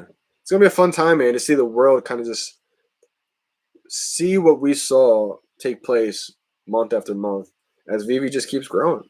Because it's not going back in the cat's out of the bag, and it's not getting tucked back in anytime soon. And we're really going to see things kind of take off the second half of the year, I think. Marketing hasn't even started yet. They don't really need the market. They're not trying to grow, 2 million people on the app right now. So they're kind of just letting things, scale up low by low. Master Collector, what do you think it will take to be part of it? A lot of people keep asking me about the Master Collector. This is how I see it happening. I see it just being in different tiers, right? Like, if you join the app, you're probably going to be able to get into the Master Collector program tier at some point. It's not going to be an unattainable goal. They don't want people to join the app and see the Master Collector program and be like, oh, I can't get into it. I think people will be able to get into the Master Collector program by how much you interact on the app. Are you liking people's pictures? Are you posting pictures? Are you commenting back with people? That's going to level up, your points. You may get a point for every comment, a point for every like, and for every say 100 points, you may level up a tier on your Master Collector program, or something like that. Or every 1,000 points, you level up your Master Collector program, and then each set you have, you may get 100 points for each set. And then that helps, so everything you do, or how many collectibles you've had in your account or that you've bought in, that's going to add points to your score. So I think everything's going to be point related, and that's kind of their first gamification aspect I think they're going to roll out, to where just because you can buy every set, it's not going to make you number one. Just because, they want everybody to kind of be involved, but they also want to reward people who pay big bucks too. So they're kind of going to meet the balance. You're going to be able to get in the Master Collector program, I think, and to level up, you're going to need to buy collectibles, complete sets, but you're also going to have to interact with the app, interact with people, engage, and kind of do both. And that's how you build up to get to that Master Collector. And along that way, I think there's going to be different rewards. Maybe as soon as you get in the Master Collector program, maybe just for being in there, you may get exclusive collectible or something that's not crazy rare, but just something to be in there. It may be a minimum of 5 sets to even be in the. I don't know exactly, but as you get up there, I think the top goal, what I'm trying to go for, basically, I want to be able to. They talked about early access on drops. I know the whole clock gate thing happened, but before that, they talked about if you're the top tier Master Collector, you're gonna be able to have a tiny access to drops early or something like that. I want to be able to just make a living somehow off of it, not only just being able to get in the drops early, but I want to be able to set up my showroom in a way to have a big museum and just charge people 2 to 5 gems to come in, interact, play games that I have set up maybe in the future, look at the showroom I got from season 1, season 2, all this crazy stuff, and make a living that way, so where I don't have to sell my collection and still just make a little bit of money along the way. And I think that'd be pretty cool. It's a little setup. I hope that answers your question though about my thoughts on the Master Collector program.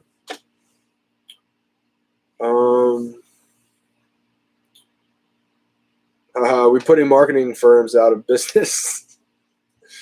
Johnny Dunn is the next Gary Vee. No, I can't replace Gary Vee, man. The guy's a legend himself. And I'm just trying to be Johnny Dunn, Learned a lot from Gary, though. That's the thing. I've been watching him for years, man. So when that happened, and I was just blown away because I've been watching his videos, and people can watch videos all they want, but it's do you really take what people say and execute on them? Are you going to listen and execute on the advice, basically? And I've learned a lot from him, and trying to just be a sponge from everybody, take little things from everybody and incorporate it in your own way. His whole message is so similar to what I've been kind of all about too. It's never giving up and doing the best you can and not being afraid to fail. I don't have the best setup, I don't have the best whatever, but I'm not afraid to go put myself out there and do the best that I can and keep giving you guys just myself, really. He always talks about if you're afraid to do, live streams or content, put a phone out there and just record yourself. Like, you can't be afraid of the negative voices that are going to be like, oh, whatever. Just do the best you possibly can and things will work out. Like, that's what his message really resonates with me. Big time. Effort and or money to get in. F. Gary V. We got Johnny D. Nah, man, Gary's a legend. You got to have him too. But if I can be mentioning the same name as him, man, that's humbling, and I appreciate you guys so much because it's really just an inspiration, man. Like, literally, it goes back to like 2013, I think, maybe even longer. I don't know, but I just remember watching so many videos, and there's so much content he was putting out, and talking about how, don't be afraid of the likes, the views, and let that discourage you. And it's so true. We live in such a world to where, you think about everything like, oh, this may not get 100 views, so you're afraid to post it, or 1,000 views, so you're afraid to post it. And then that just prevents you from growing. Instead, don't even worry about the views or the likes or who's going to like you, who's not going to like you. Just be yourself and put out as much content as you want, really. Make it fun and just try helping people along the way. And the right people will really gravitate towards you. And you'll really start to grow. And that's really what his message has been on for years and years and years. And so many people, see him and say, like, oh, I see all your videos, but he may check out your content and you may not be, like, grinding. So it's like you really got to soak in information, be a sponge, but then go execute on this stuff. Like, I see guys like Cavell. Shout out to Cavell again, man. Cavell Anderson. Go follow his YouTube. The grind is real. His grind motivates me. He puts out YouTube video after YouTube video, what's coming, and I'm going to learn from that. I'm now studying almost like how he maneuvers, and I'm like, you know what? I can pick out like what he's doing well and really kind of incorporate into what I'm going to do. Instead of sitting there and maybe worrying about, like, I like to kind of put in the edits with the with like whatever collectibles got going on. So it takes a lot of time. But I've noticed he don't even edit. And I love that because it's just raw. We always talk about just being authentic with yourself. And that's why I love coming on these live streams, because I can just be myself with you guys. I don't have to worry about sitting here editing. And editing takes forever. Editing can sit there, and we don't have like an editing crew or anything like that. We're all, shout out to everybody who edits their own YouTube videos, because, it takes hours. Like, it can take 5 hours sometimes, even more, just for like a 10-minute video sometimes. Like, so that's the stuff behind the scenes stuff that people don't see. And so, it can go both ways. I like to do a little bit of both, but just shout out to people who are on their grind, man. I mean, it's motivating. But yeah, a lot of people can, grow from this space. I just really want people to get educated and get into the NFT space, because they're going to find their way. They're going to find which platforms they like. They're going to find which ones they don't like and which ones they think are going to be around forever. And that's really what the biggest key is. You don't want to sit here and tell people, don't invest in that, don't invest in this. Bring them into the space, bring them into the NFT space, educate them as much as possible, and let them kind of choose, let them choose what they're going to like. I got a feeling, it's going to be, the premium assets. It's going to be premium digital assets. That's how I see this. There's definitely going to be room and space for other platforms. And I think there's going to be more that pop up in the next, weeks, months, years. You're going to see all these platforms pop up.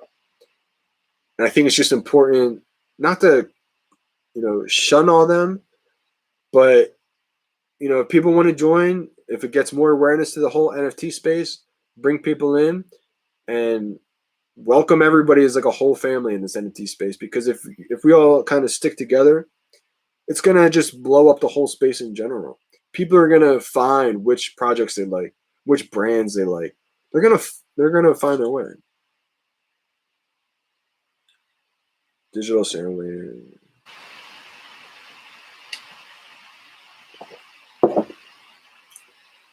Do you guys have any expectations or wants, maybe, if you guys don't know what's coming this week? Since none of us do. Do you have any like wants that you want this week? Like realistic expectations? Obviously, we're not going to see anything crazy drop just yet. At least I think. Who knows? So I don't really have any wants right now. Anything they drop, I'm cool with. I'm in a position where I'm just happy they're dropping something. Because they don't have to, right? They don't have to drop something every week, but I think their plan is to drop something every week. So just that they're having another drop, you know, it's going to get excitement. People are got their gems ready. I think we were getting propaganda. Oh, already that could be interesting. I'd be hyped for some propaganda, some Ron English again. That's the thing. They got so many series. Like Batman's only a 5 series in. All these other artwork, you know, Ron English, that's hasn't dropped in a little bit, and I think we see the prices, you know, skyrocket a little bit. Not skyrocket, but I think it was the honeybee, right? The honeybee's price kind of going up a little bit. Definitely good to see. It's a rare. I think it's a pretty low edition rare too. Definitely see that going up. They say one drop a month.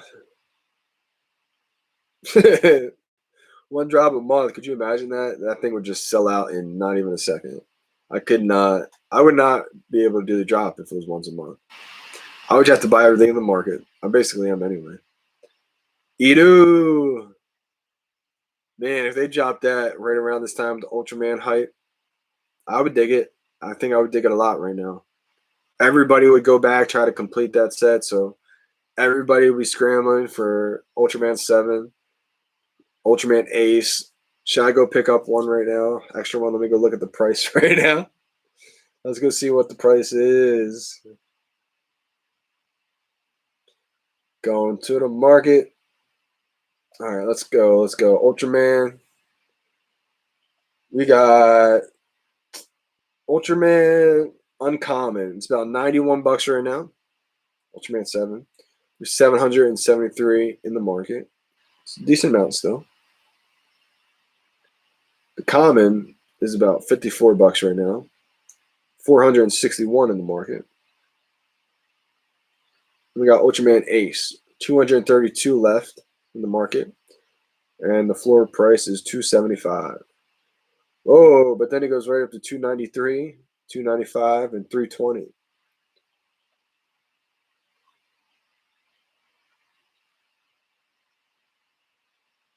Do I buy this right now? I'm not going to fill it in, but could be one to look into, you know? No, sorry. They said they were dropping Ron 4 collectibles a month and maybe Ito on top of it. But what is this? I wonder what Ito is going to do animation-wise. Shout out, brother. Keep on grinding. Yo, appreciate you, Chris. I imagine Edu is going to animate somehow, somewhere. Maybe it doesn't animate. Maybe speculation. Maybe, I don't know if it's going to animate. People, I heard somebody say on Twitter, Ultraman 7 could take out the sword and start animating with it. That would be wild. That would definitely make me want to get another Ultraman 7. Thank you, Chris G. No, sorry. They said they were dropping Ron 4 collectibles. Ron 4 collectibles a month. Maybe I'm not reading that right. No, sorry. They said they were dropping Ron 4 collectibles a month and maybe Ito on top of it. I got you now. I got you. 4 collectibles a month. I mean, we'll see. We'll see. 362.7. What if it takes this long to be released? They are doing something special with Edu. I believe it. I mean, we saw how long Ghost Trap, man, that took a while to be released. And look at the quality of that. You know they were working hard on that to get everything perfect. The sound, the smoke, the way the animation works. Like Edu, they're doing something I think with Edu special. Could you imagine if it? Exactly. Right. Because I don't think the Ghost Trap looked like that back in March. I'll tell you that right now. I was there when they were about to drop Slimer. And they delayed it for a week. They said it was like too many people in the servers. Delayed it again for a week, and I was like, dang. So my first 2 weeks, there was no drop. And then my third week, Nightwing happened. And those 2 weeks was supposed to be the Slimer, and I think Ghost Trap? Not sure, but I know Slimer. And we saw what the first iteration of Slimer looked like and what it looks like now. So you know they were like, wait a second, let's pull back and lower reverse action and kind of really clamp down on the quality of this. Ultraman anniversary coming up too. Sounds like perfect timing if you ask me. Johnny, you holding Ghost Trap too? I am holding Ghost Trap. I only got one. Wish I had more. I like holding at least like 2 or 3, because that way you can sell one, reinvest it, or hold one up for a while and sell one in a year or something like that. I wish I had 2 of them, but at least I got one. Grateful. Also, I want at least one of a lot of these because I want to have like a museum set up basically in the VeVe verse, and I want people to come in and be like, "Holy cow, blown away," and that's kind of how I envision this. I'm gonna pick up when they get to 400. The Ghost Trap. If Ghost Trap gets to 400, I'm gonna get one too. I think. I mean, I do see it maybe dipping over the next few days. If it gets to 400, that's really low. I saw one post in Facebook group suggesting our collectibles to be a full HD wallpaper on our phone. That would be cool. Interesting. So you mean like the 2D artwork just as like a wallpaper on your actual iPhone? Can you take a picture of it though and do that? You can always take a picture of it. I mean, I guess you're saying like have an actual like a I don't know, like a real authentic way to really do it. I was gonna say just take a picture of the 2D and make it your background. Because it's kind of like the fake way to do it. That's like saying like, how are these real? How are they limited? You can just take a picture of it. The ownership, man. Is it worth 3K all day? It's season 1 and it's the first one with sound. Oh, Ghost is worth 3K all day. I think it's worth a lot, man. It's the first one with sound ever, and on top of that, it interacts with a different collectible. We've never seen that before, and I'm sure, like I was saying, we're going to see a lot of that in the future. So if you're able to get the first one, which the Ghost Trap is, it may not seem like a big deal right now because the hype is crazy. Goes back down, it's going to be a little bit low. But after this next drop, I think is when we start to see the price really start to skyrocket. Not skyrocket 0 to 100, but it's going to start to really appreciate and go up. Do you remember the speculation that the Japanese market will go nuts for Ultraman, and it never happened on the secondary market? I do remember that. Absolutely. I think also a lot of things, were tied in. We're not really trying to market just yet. It was kind of like a big pullback. Like, whoa, we did not expect this growth. I think maybe their plans were to target that, but since they just grew, they were like, well, let's kind of just reverse our tracks real quick. But I do remember that hype. They never will. Someone owns 500 of them. Someone owns 500 of the Ghost Traps? It ain't worth 800 for now. Maybe down the line. VeVe took 90, not 40. Because it was Americanized. They like the old school stuff. Yeah, there's only 1,600 in the world. And like, you gotta remember when Rizzo dropped, like 3 months ago when I joined early March. If I knew I was gonna drop this much money on collectibles, I would have just spent so much money and got so many Rizzos. Rizzo was $400 to $500 in the marketplace. Rizzo was $400 to $500 in the marketplace. I bought my Starfire for $83 in the market 3 months ago.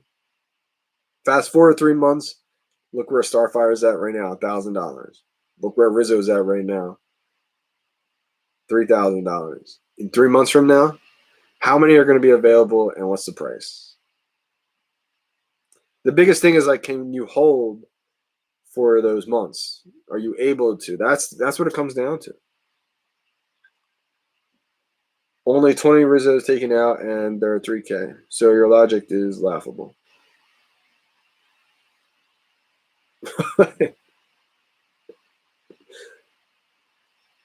Bitcoin was $500 at one point. 6K.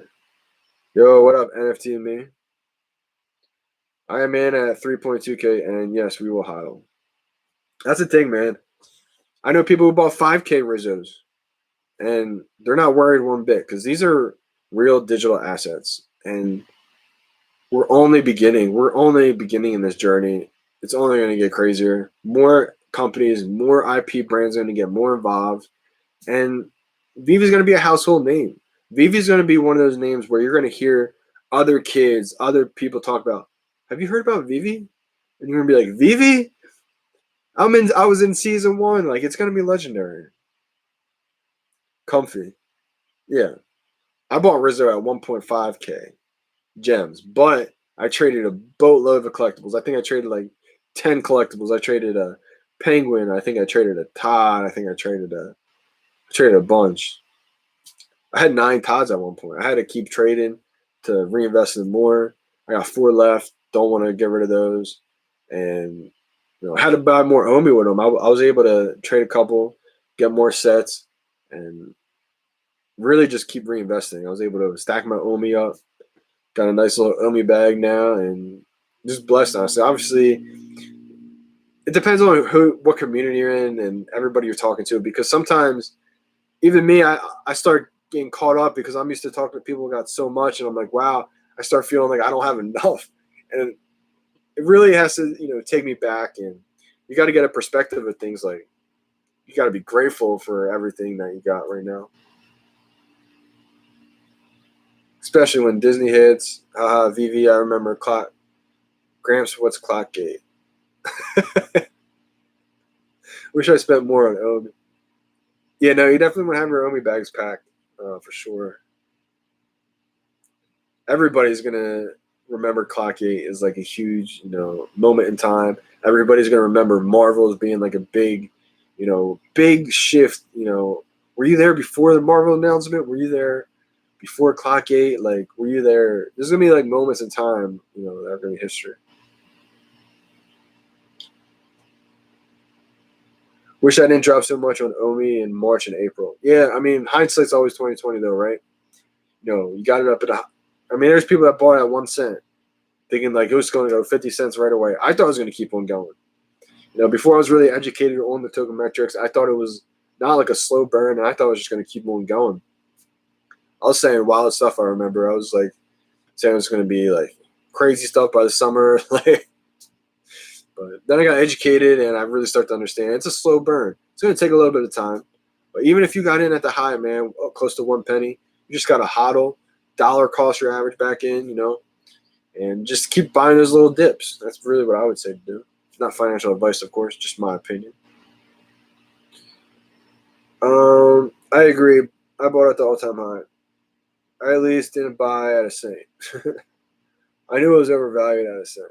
Just keep getting more Omi when you can afford it. It's about how many Omi coins you have. It's all about exactly, man. It really is. If you bought at a high, just keep every time it's a dip. Every time you can afford more, just put a little bit more away. That's what I keep trying to do. But currently, right now, I'm tapped out.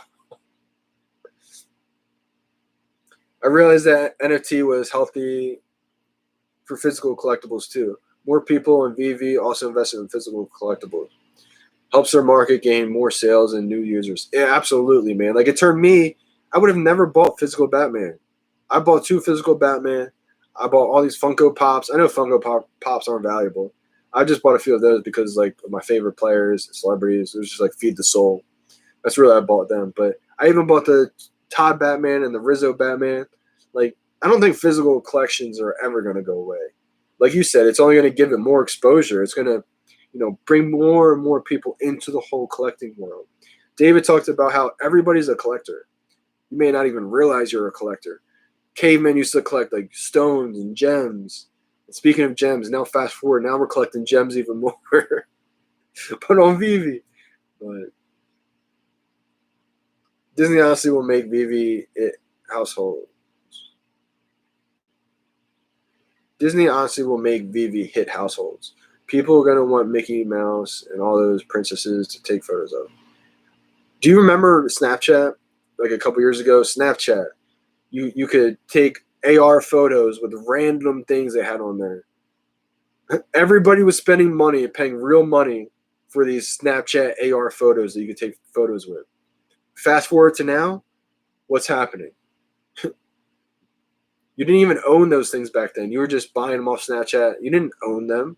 You were just paying Snapchat money. Now, fast forward, people are going to be buying digital assets and being able to take pictures with them. It's all part of the social currency that we live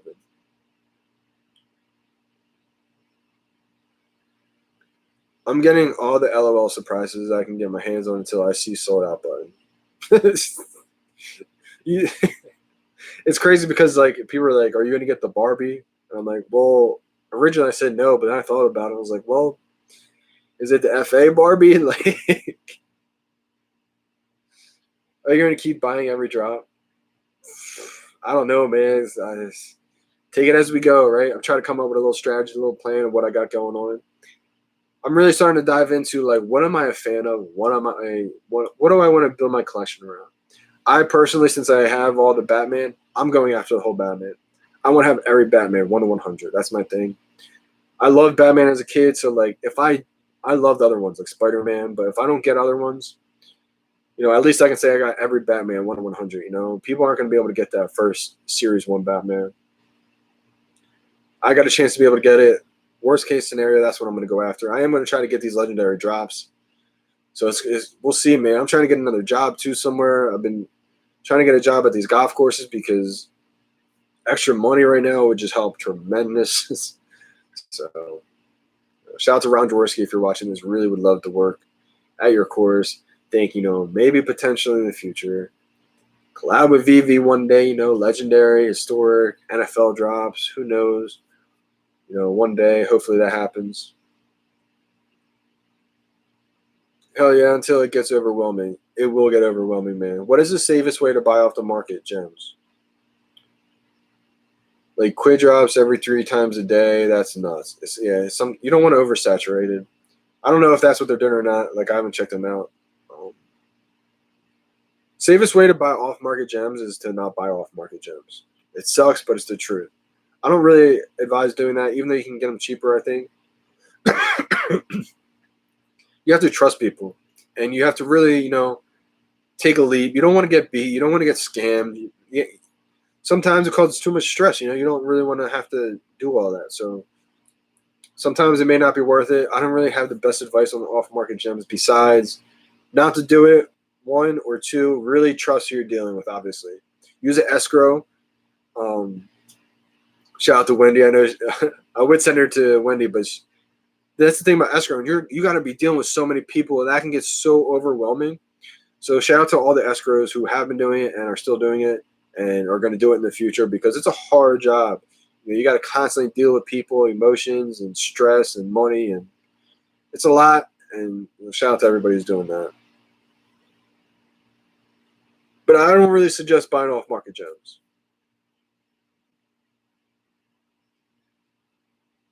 I hope they come out with Blonde Barbie. Do you buy any Top Shot packs? I actually don't buy any Top Shot packs. Just because I've been so consumed with VeVe, it's taking all my time. And I don't really want to spend too much time, on so many other things when I feel like this is such a golden hot opportunity. Like I love VeVe to death. Like I love it. So I try to, look at other projects, see what other projects are doing, spend time learning about other projects, see what they're doing in the future, see where they're adapting. I try to have a pulse on everything. So I know, I try to stay in tune with Top Shot. I just don't personally have any Top Shot moments. Maybe it'd be something I would eventually do, but I feel like I kind of missed out early. And I know they still drop stuff randomly, so anybody can get anything good. But I don't really have that much money right now that's free to. Any extra money right now, I'm thinking to buy Omi and collectibles on VeVe. But if I had extra money, I would definitely get some Top Shot packs too. Like absolutely. Support the Omi burn. Buy through the app. Martian man. Is FA Catwoman a sleeper? It's only $50 right now. It's literally retail still in the store. It's still in stock. So don't even. You can buy it on the market, but you can still buy it in the store. Same with the Catwoman. They're both FAs. I really believe if you get anything on the app, not even just these, but anything on the app that's FA and it's retail or below retail or near retail, I just see exploding. I bought Starfire for $83. I think retail was $70. I was in the marketplace 3 months ago and I bought Starfire for $83. And I was like, dang, it's like $15 over retail, maybe like $20 over retail. And I didn't buy multiple. Imagine 3 months from now what all these collectibles that are sitting in stock are going to be selling for. And then 6 months from now, if you're able to hold for 6 months, I think it's a huge sleeper. Even 3 months. Wendy is hard as fuck. Can't imagine it, Wendy. Like, I couldn't do it. So shout out to you for doing it. And not only doing it, you did it to the max. You did it to where you were like a household name. You were first name basis, you know? Like, that's legendary. What up, December? What kind of late night gems do you have for us? Shout out to December.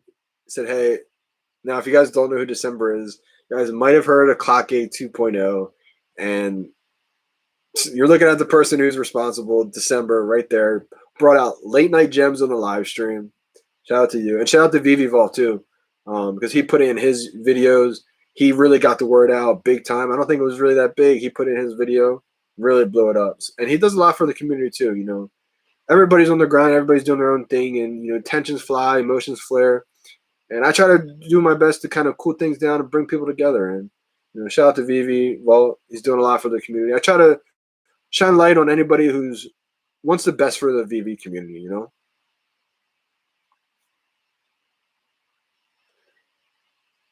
I was the one flaming the scammer in your comments on VeVe feed, Wendy.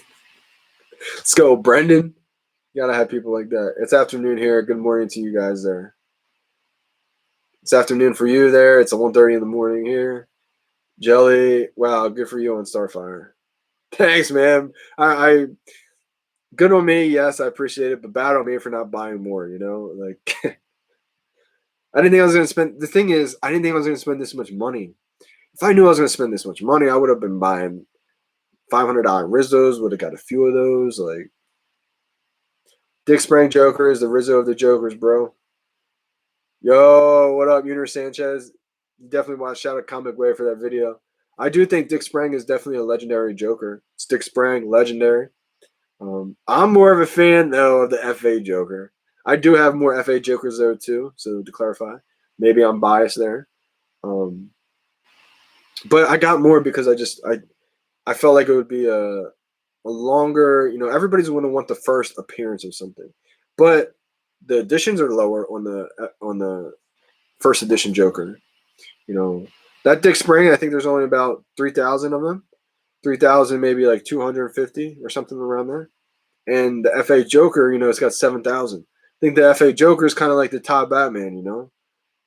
I don't know if we'll ever see the Todd flip the Rizzo, maybe long term, because the crazy thing about the FA Batman is not only is it the FA Batman, the first time ever in the history of the world that the Batman will be released as the first appearance in digital premium format. Forever is right now. And on top of all that, it's the first one ever on the VeVe app. So like those two things are going huge for it right now. I love the Joker. So Joe, you're not a Batman fan and like you don't like the Joker. Like Joker is just legendary. So I knew I had to get a bunch. Dick Sprang Joker, Sleeper. I got 3. I got 3 of those Dick Sprang Jokers, and I got 7. I got 7 FA Jokers. I bought them all for retail. Did you get a Ghost Trap, and is it worth the money? Nah. It may dip a little bit. So if it dips around like 600, 700, 500 bucks, I would get it then. I think it's a must-have. So you run that risk of, do you wait till it dips and it doesn't dip and it just goes out of your price range? It could happen. It's the first one with noise, first one that interacts with another collectible. We don't really know. But see, they made dip though as anticipation for this next drop happens.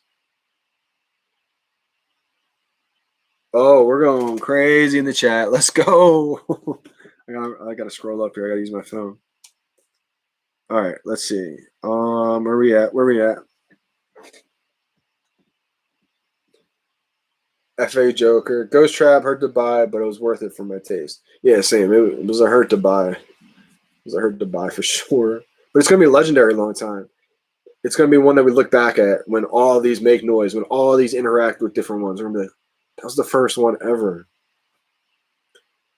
We spend, we collect, but we can never let go of our priced FAs, they will keep increasing in value.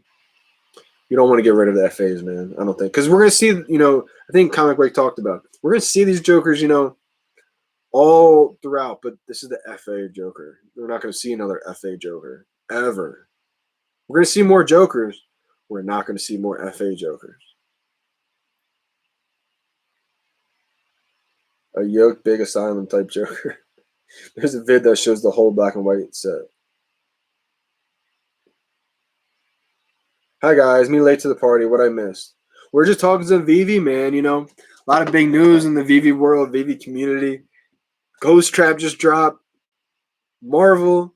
We don't know what's going on next. They're kind of keeping a secret. That's what's so crazy about it is like we don't know. They don't just throw it out as this is happening, this is happening, this is happening next. Silent. Keeps us guessing, keeps us on our toes, keeps us energized. It's fun. Excited for this week's drop. I hope to finally get an ultra rare. Had no luck in the past drops. Our internet was insanely slow. My internet was actually, I feel like it's been pretty fast. Now, my internet's been pretty bad when I live stream with other people.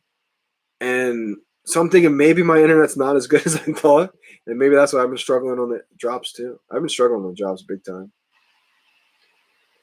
People at home streaming videos and playing games online since drops happened during nighttime here. I might just ban all of them from connecting. I secured a trap but canceled it by mistake because I was spamming the button. No, that's the worst. They talked about how they may remove that, that the big cancel feature. Shout out to Kyle Wilson. I know he's talked about this to where it's happened to him a few times. You're spamming that buy button, buy, and the big cancel button pops up and you hit cancel. And you're like, wow, I just got an ultra rare on drop and canceled it. I think that's happened to me once, but luckily it's only happened once. I know it's happened to a bunch of people. I think they are going to make it smaller, so that's good news. I dislike new drop system. It's interesting. I will see how it keeps going.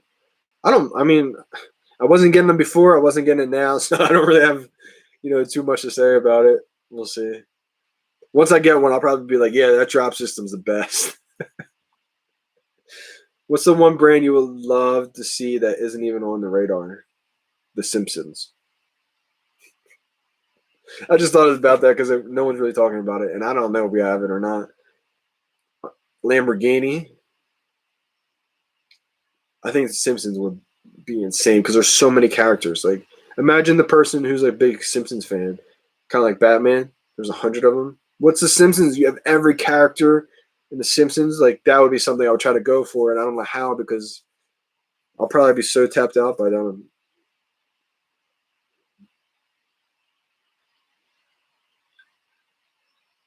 What's the long-term hold for Ghost Trap? Will it work with containment unit or proton pack? Johnny, you rock, bro. Bro, Andy, you rock. Appreciate you for tuning in, getting involved, asking questions. That's what it's all about. It's having fun, man. I know I have fun doing this, and I hope you guys do too. Now, I don't know what we're going to see drop with the Ghostbusters along with that. I don't know what's going to interact with it. You saw him tease the Echo one, the drivable car from Ghostbusters. The way that looks so crisp and it looks real. It looks almost like it's coming out. I can't wait. I wish I had that set. The Simpsons, yeah, that would be insane. I keep thinking about how big the whole Simpsons world is. So many characters. That alone would take up the whole year. And probably multiple years. So I see this as a decade-long thing. I think people are going to cash out early and then 2 years go back and be like, could you imagine if I didn't cash that out? So I'm long holding my Omi. I'm long holding the Omi.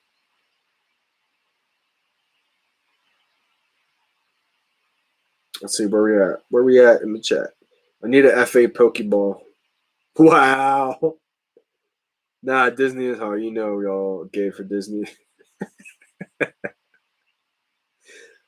I struck out.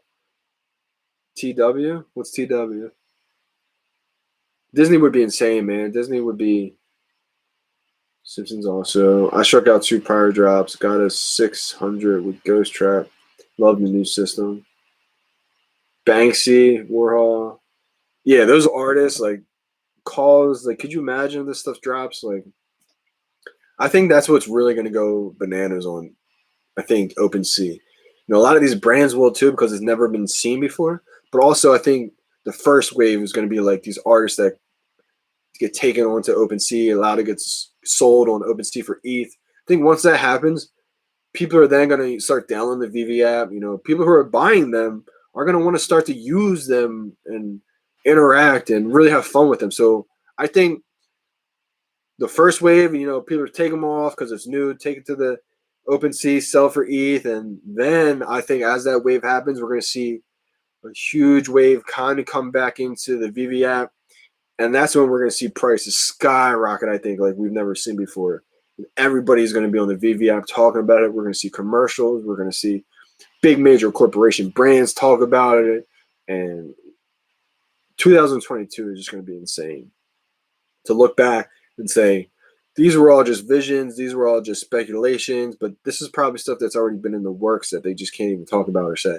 I have no idea. This maybe I'm just all full of it and it's all full of speculation and hope. And I just, it's almost like they're playing like Sims in real life. I feel like, you know, like they're sim back and really drawing the landscape of how things are going to shift into this whole digital world. And they're literally at the leaders of this frontier new space.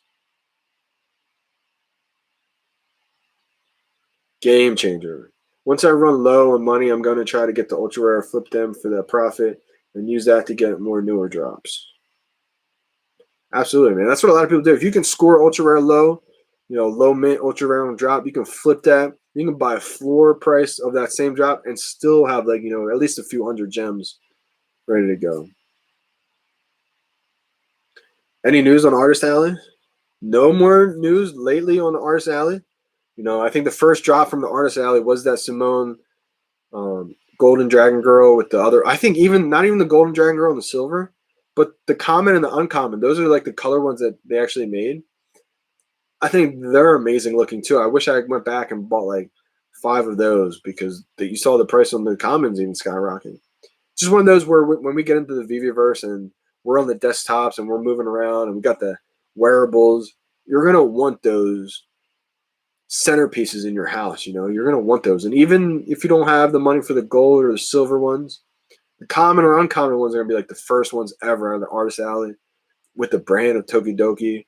The first license with VeVe is Tokidoki. Like, that's gonna be a sought after set, I believe. And we're gonna see crazy other ones pop up. Like all the major artists, Frank Kozik, Ron English, all these other amazing artists are going to pop up. So I think Artist Alley is going to be a big, big factor. We're going to see one of ones drop, one of 100s.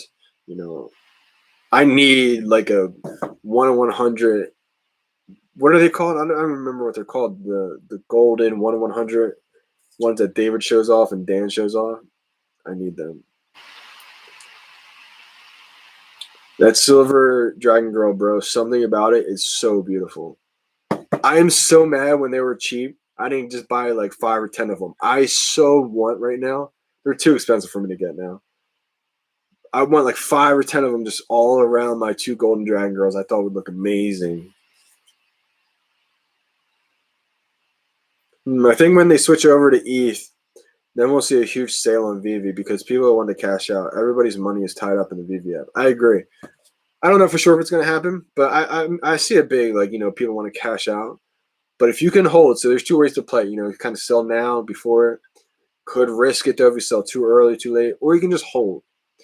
Hodl everything, and if it dips and there's a big sale, start trying to save up gems now to be able to buy on those dips, but hold what you have. I don't know if it'd be good to sell low, you know? You never want to sell low. You want to sell high and buy low. We have so many black and white Batman. Do they increase in value or just FA? I think they all will increase in value because they all kind of bring something different. You know, everyone's done by different artists. You know, they're all legendary artists too. That's what's cool about VeVe is they take the real artists that make the physical ones into the digital world. Like Tom McFarlane, legend. I didn't know who these guys were. Dick Sprang, like. But I think the FA will have the most value. 1 in 100 and VeVe takes 90. Yeah, so you're left with 10. 1 in 100, they probably will take the first 10. I don't know what's going to happen with that, actually. That'd be insane. Ciao, everyone. Got to go. Keep it up, Johnny. Peace out. Enjoy the rest of the stream. Yo, thank you, December. Thanks for popping in, tuning in. I'm going to be getting off soon. I don't know if there's going to be a 3-hour live stream just because I do have to go to bed. I'm on like no sleep. So sorry if I, haven't been up there with the videos on YouTube lately. I've been trying to tune in so much on Twitter and everything. Just want to get out here and do a live stream with you guys because it's been a little bit. But, yo, December, appreciate you. Big time. Yes, it would. People will also be buying because they don't have fiat but have crypto to buy once the conversion happens. Big facts. That's something that is like kind of being not talked about. When you're able to buy these with OMI, it's going to be insane. When you're able to buy these with crypto, it's going to just boost the prices like insane because just like Top Shot, nobody's paying $250,000 for LeBron James and fiat. You do it with the crypto. People have crypto, man, and they're about to spend it on these digital assets, digital premium assets. So if you can kind of hold out and not sell low and you can kind of wait till things really boom, that's kind of where I'm at right now. I have duplicates, but I don't want to sell my duplicates too early. I've sold a couple in the low to give back to the community and also just to reinvest in some gems to have some for some future drops, but I don't want to sell too many. I want to hold a lot of my duplicates. But I do think it is smart to sell some when you can to, reinvest in some more. The demand will be higher and higher than supply for our current collectibles at that point. I agree. Like that's kind of what was so hard to see a little bit ago because we didn't have the user base that we have now. So we saw Tom McFarlane, 7,000 editions. That seemed like a lot of editions. So 6,000 sat in store. But once the buzz was getting there and I think people started to realize like, oh, this is the first one on VeVe, and people started to kind of zoom out a little bit. People had the vision to where this is gonna be big. So when there's millions of people in the app, this 7,000 edition count may not seem that much. So I definitely agree.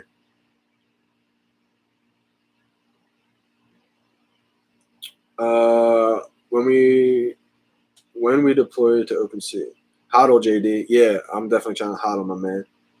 I took all my listings off. I don't sell VeVe NFTs anymore. Indirectly helps price too. Nice, man. Unless I see a chance to flip for a lower serial. That's a good idea. I am busy optimizing my collection. Once I'm done, I will have a collection that has the best upside in the future. That's a good way to do it too, kind of optimize the way you want to have it, not only the way you see it going, but kind of what you're a fan of. You don't want to have a bunch of collectibles that you're not a fan of at the end of the day. Even if they could be valuable, you may want to kind of get some money to reinvest in ones that you do really like. Or kind of just set yourself up in the future. What a good exit point for you, years or decades? That's a good point. I see this VeVe as being around for decades. But I do want to set myself up to be able to kind of sell maybe a little bit along the way, just to profit a little bit. But I don't want to sell my OMI short. Like I see VeVe being here for not just one decade. I see VeVe being the next Amazon, the next Facebook, Instagram, all in one. Like when I see collectibles, I see VeVe being the #1 player frontier in the world for decades. Because Alcon doesn't do things small. David's not in this to make, cheap little money real quick. This is a legacy play for these guys, I think. And they're having fun with it. This is something that they love, this is their passion. They could just walk away tomorrow and they would be set. They don't have to do this, And that's what I love about them is because you can tell this is something that they truly love and are passionate about it and really want to see through. This is not just some kind of capitalized moment. I don't really have a complete exit strategy. I never really want to exit is basically what I'm saying. I want to be in this for the long haul. I want to be able to pass down OMI to my kids. I want to be able to pass down collectibles to my kids. I want to be able to pass down a lot of stuff. But at the same time, you want to be able to make money doing it, right? So, there's definitely a point where you do want to take some profits. You may want to try to come up with like different points, Maybe in 5 years you do a little bit. Maybe in 10 years you do a little bit. Like, so many things can change too. You don't really know. But the way I see it is I want to be here for the long run. I want to be able to. I would just hate. I would never exit my entire strategy, like my whole. I would never exit my whole, investment. I would never do that because I don't see this ever going away. This is never going to go away. This will be here forever for the rest of our lives. I think your kids will be on the VeVe app just like they download Facebook, just like they download Instagram, Twitter. I really see this being that big. So it's almost like saying like an Amazon when they first came up in late '90s. Like, would you take your profits in 2005, or would you take profits in 2010, or would you wait till 2021 and beyond, where Amazon is today? My goal, not my goal, like my vision, the way I see things is like I would love to, work with VeVe one day, work for VeVe one day, doing something to where I don't even have to think about selling anything. Just be part of their company and just making money, like being a career, like working with them some way, somehow, because I don't want to have to be in the position to sell what I just like got and being like, wow, I just sold it for like what? Fiat cash that's worth. I don't value money like that. I'm all about doing something that you love. Like, even if it's not the most amount of money, but if you love it and you get to do that for a living, I think that's winning to me.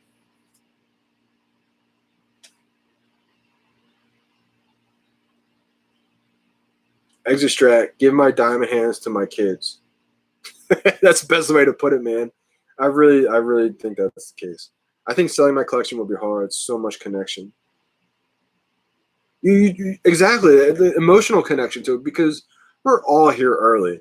So when this becomes a household name, like, we're already emotionally attached to it. I grew emotionally attached to the Golden Dragon Girl as soon as I saw it. As soon as I saw my account, I was looking at it. I said, "Oh my gosh, I'll never be able to sell this one. I have to get another one." So I got another one for $700 in the market, and that's one that just never really dipped. That just kind of stayed. It was, I think it was floating around like 1.5, and now it's at 2K. So, it was one of those moments where I grew emotionally attached to it right away. And that's also why I got the physical collectibles, because I wanted a Todd, the first one, or the 100, the last one, and the Rizzo, which is the first one. I wanted those in the physical just to remind me always, is like I have something that represents a moment in time I'll never forget. March of 2021 is something I'll never forget. This whole ride I'll never forget with you guys. I love VeVe. However, I still have to diversify my crypto. Yeah, man. If you want to diversify, it comes down to the situation, right? How much money are you able to invest in? Me, I never really had that much money. So if I was to, diversify in a bunch of things, I feel like I would be selling myself short.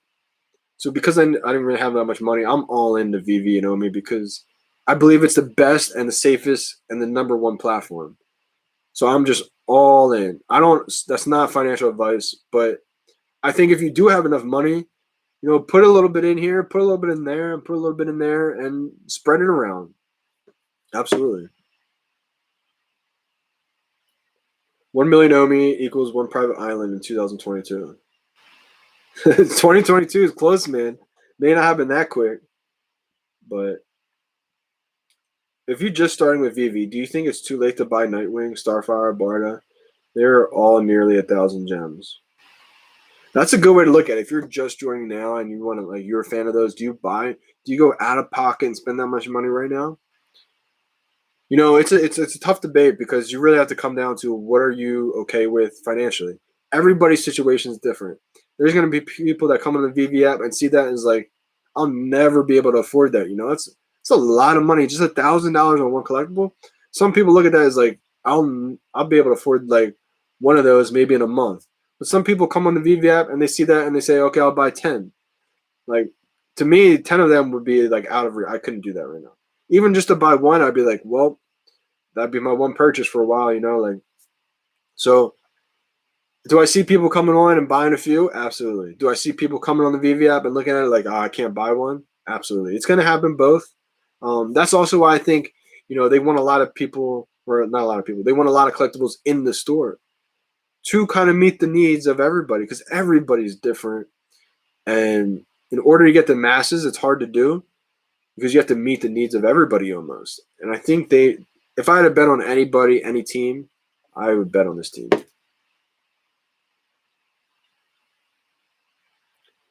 I think it's important to have financial goal and get 30 to 50% beyond it and cash out to get your goal and leave 30 to 50% in the game.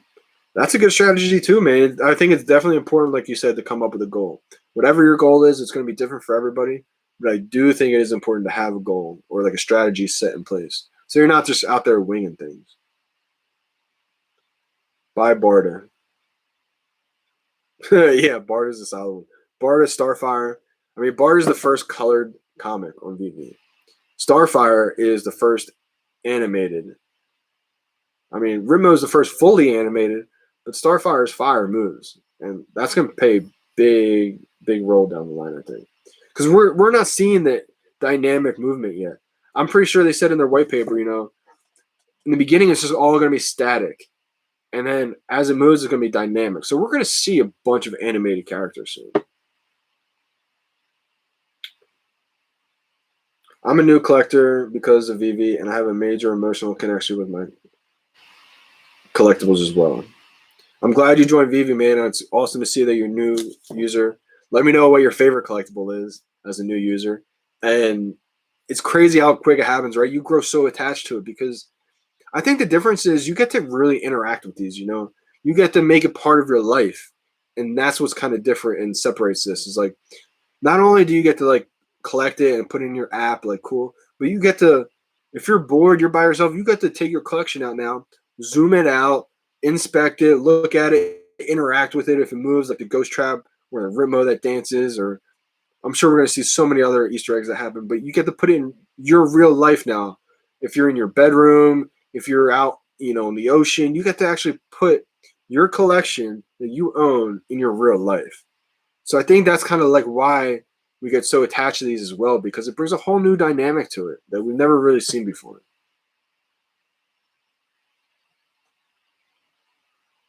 With Master Collector sets will instantly increase. I agree. You were early March versus late March. You're in March, man. You're in early. How many sets y'all got? I am up to 23 sets right now. 13. 13, dude, above 10. That's good. What's your favorite Ritmo? Ritmo is one that I wish I had so many of. Shout out to Franelations. Franelations called it from the beginning. He was like, dude, Ritmo, something about it. Before he even talks of animations, like I'm talking like March 3rd. He was like, Ritmo's my favorite. Yellow. I loved it too because the dreadlocks. And I thought it looked great. But Ritmo is like the Pikachu of unicornos of collectibles on VeVe app, I think. It's got the yellow with the black dreads, the color combination. It animates. Franelations was saying that it was his favorite collectible before it got animated. I think you buy the best collectibles you can at the moment as opposed to 6 smaller ones. So many different ways to look at it. It's really hard to say like what is the right answer. I need me a remote. Mine's Prof all the way. I love Prof too. I wish I had one. Man, you need a Nightwing or ultra rare Robin. Nightwing, I think is going to be very valuable, man, because there's a couple things. Nightwing, I'm pretty sure there's only one Nightwing in the entire 1/100 series, so people are going to want Nightwing. Also, Nightwing is the FA ultra rare. If you look, even Rizzo is not the FA. Rizzo is the ultra rare, but the common Todd Batman is the FA. The ultra rare Nightwing is the FA. And you could only get 2 Nightwings on the drop. It was the first time they ever put an order limit on the Nightwing. Nightwing, I tried to buy 3 of them, and after the third buy, it said order limit reached. So anybody who has more than 2 Nightwing got in the market. I got 2 for retail, so it's going to take me a while to sell those because I know what it took to get them. I'm not selling Nightwing till it's 20K. I'll tell you right now. Maybe 10K if I know the person. In the long run, it's a better return and safer bet. Rizzo versus him. Whew. The him is just so low edition count. It's crazy.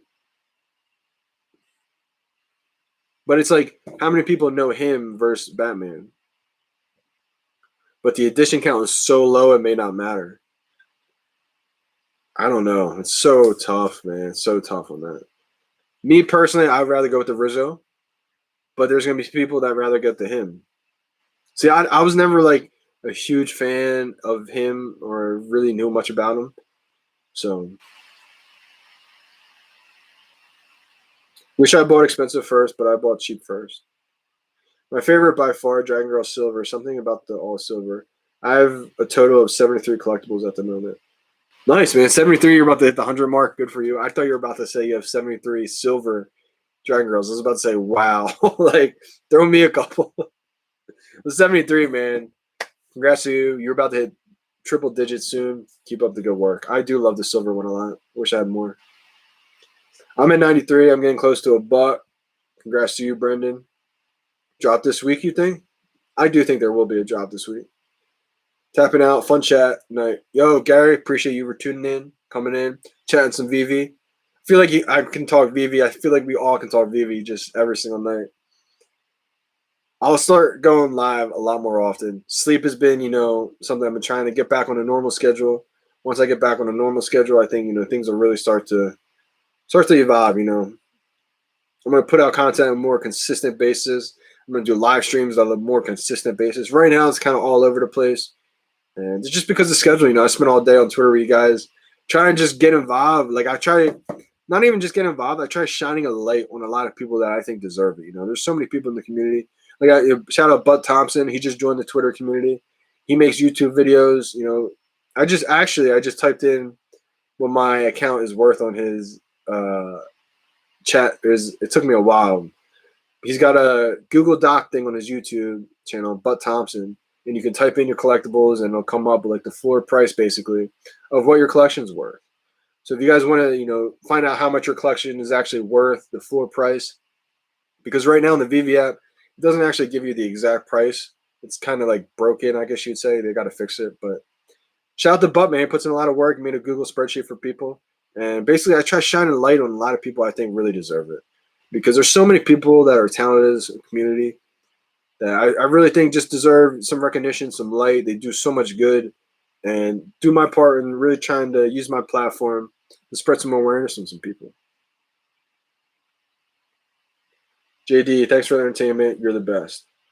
Yo, NFT and me, appreciate you big time, man.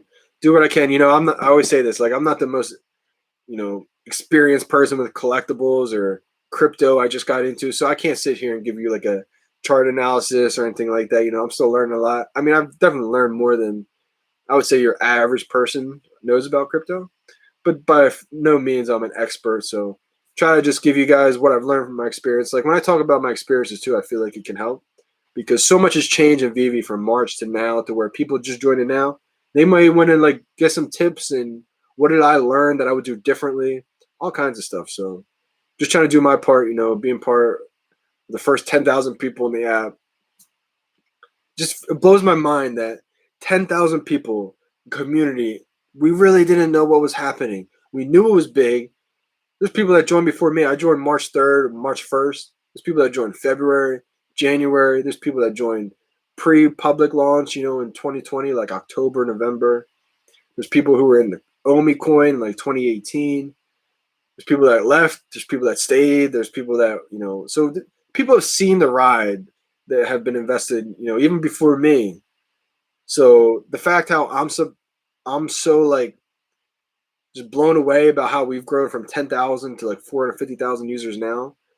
I just think about every day the people that have been there longer than me, all the like since ICO, all this kind of crazy years ago. They've really seen it from like 100 people to 1,000 people to 5,000 people, 10,000 people, to a kid named Johnny Dunn finding out about it, to 100,000 people, to three.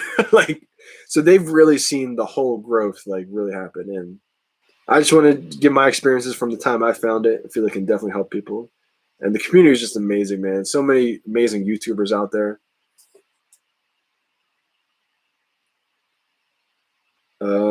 A friend of mine gave me an ultra rare board for my birthday present. Oh, the Pitbull. Your heart is huge. Swag 100%. Bro, appreciate you, man. NFT of me, yo. Thanks for also participating in the YouTube shout out thing that I do. Appreciate you, man. I mean, I just try to be myself, you know. Especially being here early, I felt like I was in a position to really kind of help shape and mold the community and how it is. Like, I could have been, you know, selfish and like, no, I want, you know, all the attention on me. Or I was like, you know what? This is going to be huge. So I'm supporting every single person I possibly can, man. Anybody who's making VeVe content, who wants the best for the community, I just want to shine a light on, show them love, respect, because that's what's really going to help grow the community. It's going to want people to be a part of it. Like that's what I've learned through college baseball, you know, building a program, and I can just see it all transferring into this right now. People are going to be wanting to join VeVe before they even find VeVe sometimes, just because the community, they find people that are so supportive of each other. People are just looking for support too sometimes. Maybe they're too scared to make a YouTube channel. Maybe they're too scared to put out content or something. And the VeVe community has your back. It doesn't matter like what it is. As long as you want the best for the community, you always will have my support, and I'm pretty sure you'll have everybody's support in the community. Because that's what it is, man. We all want everybody to win. At the end of the day, if everybody wins, the whole community wins, and VeVe goes mainstream. And it feels like our baby is like birthed and born to everybody, you know? I'm off to bed, guys. It's 2 a.m. You guys take care and good night, JD. Yo, Sanchez, appreciate you. I'm going to be hopping off too. It's about 2:10 a.m. Appreciate all your support, man. Big time. But crazy, man. I'm drinking coffee right now. So hype. I don't know how I do this. I drink coffee and then I go to bed sometimes. I don't even think coffee works for me anymore. Like caffeinated, decaffeinated, can't even tell. You know, I'll drink coffee sometimes and pass out right away. I'll drink coffee sometimes and it'll get me electric. Like, I think I've had such a natural high off of VeVe ever since March. Like, I can't put out this flame. Like, I try to like calm down, you know, like chill out, go back to the real world and like not talk about VeVe. As soon as I get talking to my friends, I'm like, yo, have you guys heard what VeVe just did? They just announced Marvel. like no matter what, I just bring it up. And they're like, dude, can you not? And I'm like, yo, like, sorry guys, I'm just really into this right now, obviously. Like, coffee puts me to bed. Yo, I don't know how it does it, but same with me. Bless JD, get some Z's. She got a big oily butt. Why did you just announce Marvel? Like, yeah, like people also when I tell my friends like they just announced Marvel, they're like, cool. And I'm like, I just got into collecting world. Before I got into collecting world, I would be the same way. I'd be like, cool, Marvel, like. So the fact that I'm in the collecting world, I'm looking at these people like, you don't know Marvel? Like, this is DC Comics, this is Marvel. So it's so funny to see me because in February, I would have been the person like, cool, like, how big of a deal is Marvel? Like, I was literally that guy who just, I didn't know. I was part of the mainstream masses who, like, not everybody's into collecting comics and stuff. So I would say a lot of people, they don't know how big of a deal Marvel is. To have Marvel, to have DC Comics, to have Superman, Batman, Ghostbusters, like this is iconic stuff, legendary stuff. But I didn't realize this until I kind of got educated, like how big this whole world is. Like, people think we're crazy. Do you think mint numbers really matter? At the end of the day, it's just like a serial number, and all the NFTs are 100% identical. See, I go back and forth with that a lot too. But what makes them not identical is having a sub 100 mint. Having a low mint like that is a way to separate these that makes them not identical. So that's kind of how I look at it. Like, excuse me. Also, it comes down to personality. Like, everybody's different. You may not be into mints. A mint number to you means nothing. Sub 100, 7,000 mint. Maybe to you it means nothing, and you'd rather, you know, sell your low mint. That's a 60. Like, say if that was me. Say I don't care about mints, right? As long as I have the collectible to show off, that's kind of where I'm going, actually. The more as this evolves, the more I'm not caring about low mints, and I just want the collectible. But I understand how important low mints are and how valuable they are. So I'm right now kind of in this weird situation where I've been thinking lately, do I sell my low mints to reinvest in just the collectibles that I want? Or do I just hold that low mint? I've been kind of going back and forth with it honestly lately because the way things have been going, the way my mind's been like thinking about things, visioning things, I want a museum. So it may not be most important to me to have a sub 100. It may be more important for me to sell that low mint for $1,000, $1,500 and get the collectible that I really want to show off in my museum. You see what I'm saying? So I'm kind of torn right now on that. I don't want to sell the low mint for too cheap, but there has been some sub 100s where I've sold cheap just to get a collectible that I knew I really wanted. I hope that answers your question. Let's see.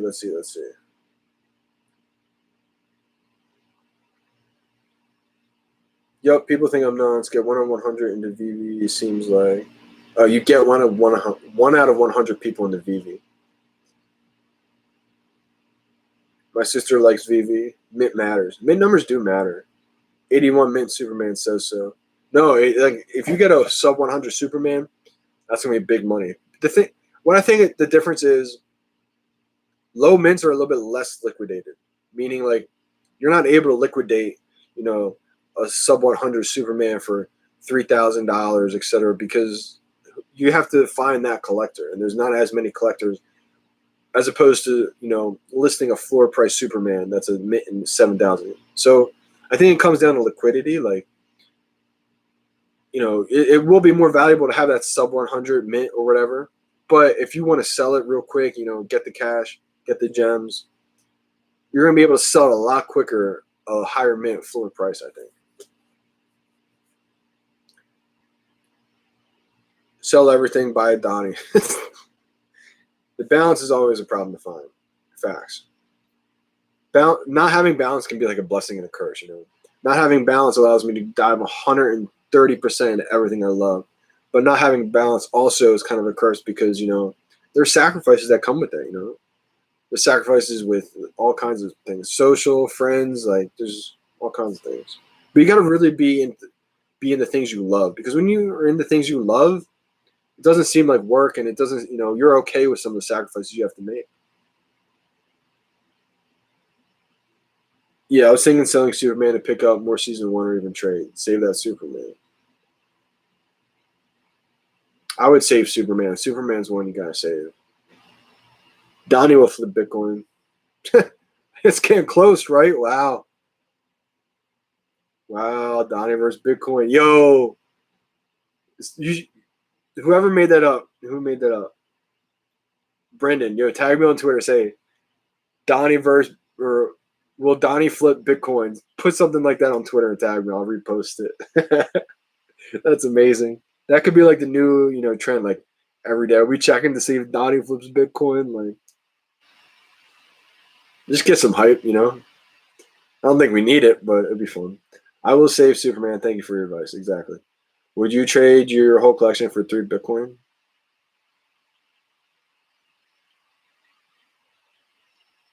I would only do it to buy my entire collection again and then have the profits. See what I'm saying? Like, if I could trade for, if someone had a ton of Bitcoin, gave me 3 Bitcoin right now, I would take the Bitcoin, I would cash it, not all of it, cash what I need to go buy my collection, cash half of the rest of the Bitcoin, buy OMI. I'd buy all OMI with it. OMI and Ethereum, I think, are the safest plays. Bitcoin too. I don't think Bitcoin's going anywhere. Bitcoin's going to be here forever, man. All these cryptos, I think eventually it's going to get to the point where Square or one of these companies come out where you can pay with any crypto you have, and it's going to get, like, say I have crypto, right? Like, I want to pay for something, you just scan it. I choose to pay in whatever I have most of. It converts whatever crypto the other person wants. Say if they want it in Bitcoin, I pay OMI, boom. It just goes to them. They convert it to Bitcoin right there, and then they get it. And it happens like that. It doesn't happen like that right now. But why doesn't it? That's going to happen soon, I envision. People are just going to pay with whatever crypto they want. It's not going to matter what. It could be the worst, the best, as long as. But I do think there's going to be like a regulation aspect that happens to where you're not going to be able to pay with Safe Moon. I don't know if it's. I don't mean to shit on Safe Moon or any of these other tokens. Just you know what I mean. Like there's going to be a regulation. I think that may eventually happen to where not every token is valid, but majority of your top tokens, any of your cryptos, you're going to be able to pay with it. It's going to be able to transfer and get converted instantly into whatever crypto or fiat the other person wants. When that happens, game's changed. The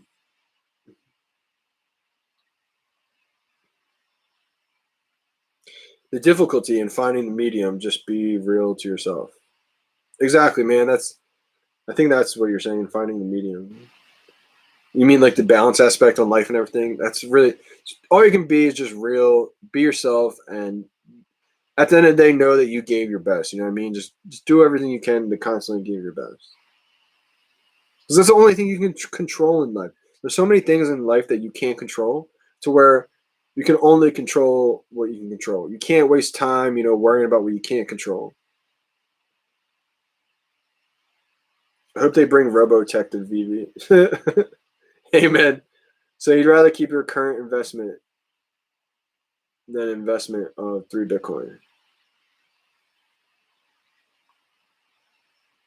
Wait, what are you saying? So you'd rather keep your current investment than investment of 3 Bitcoin.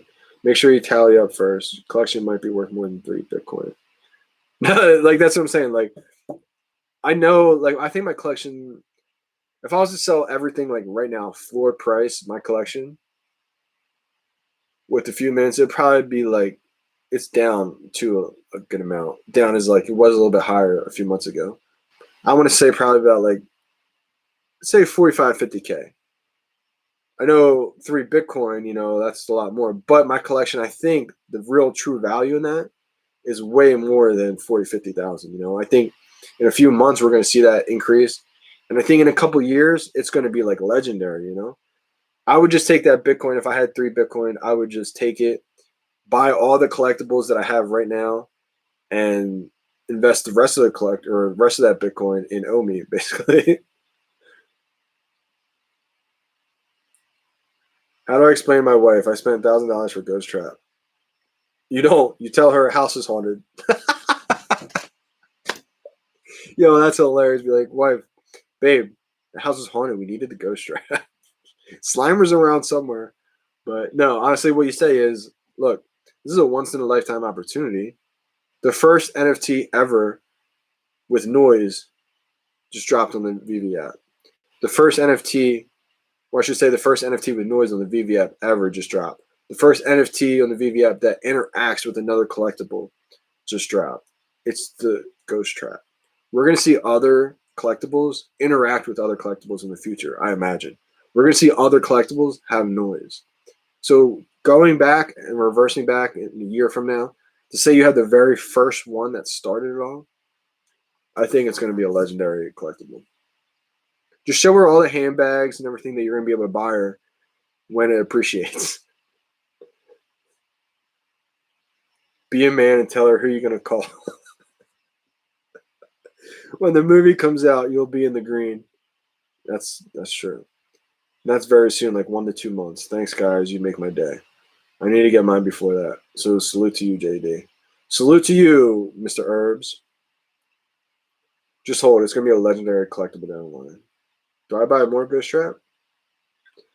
I think you need like 2 Ghost Traps. I only have one. I don't have the gems to buy another one and be ready for the next drops that happen. I got my eye on one collectible right now in the marketplace that's kind of expensive.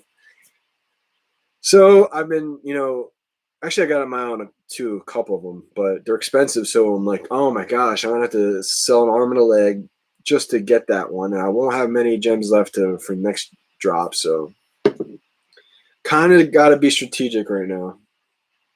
I think Ghost Trap, though, if you can afford it, get one. And if you can afford it, get 2. Not financial advice.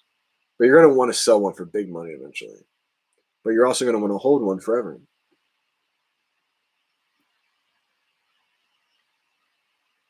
You have your sister participate in drops with you? Nice.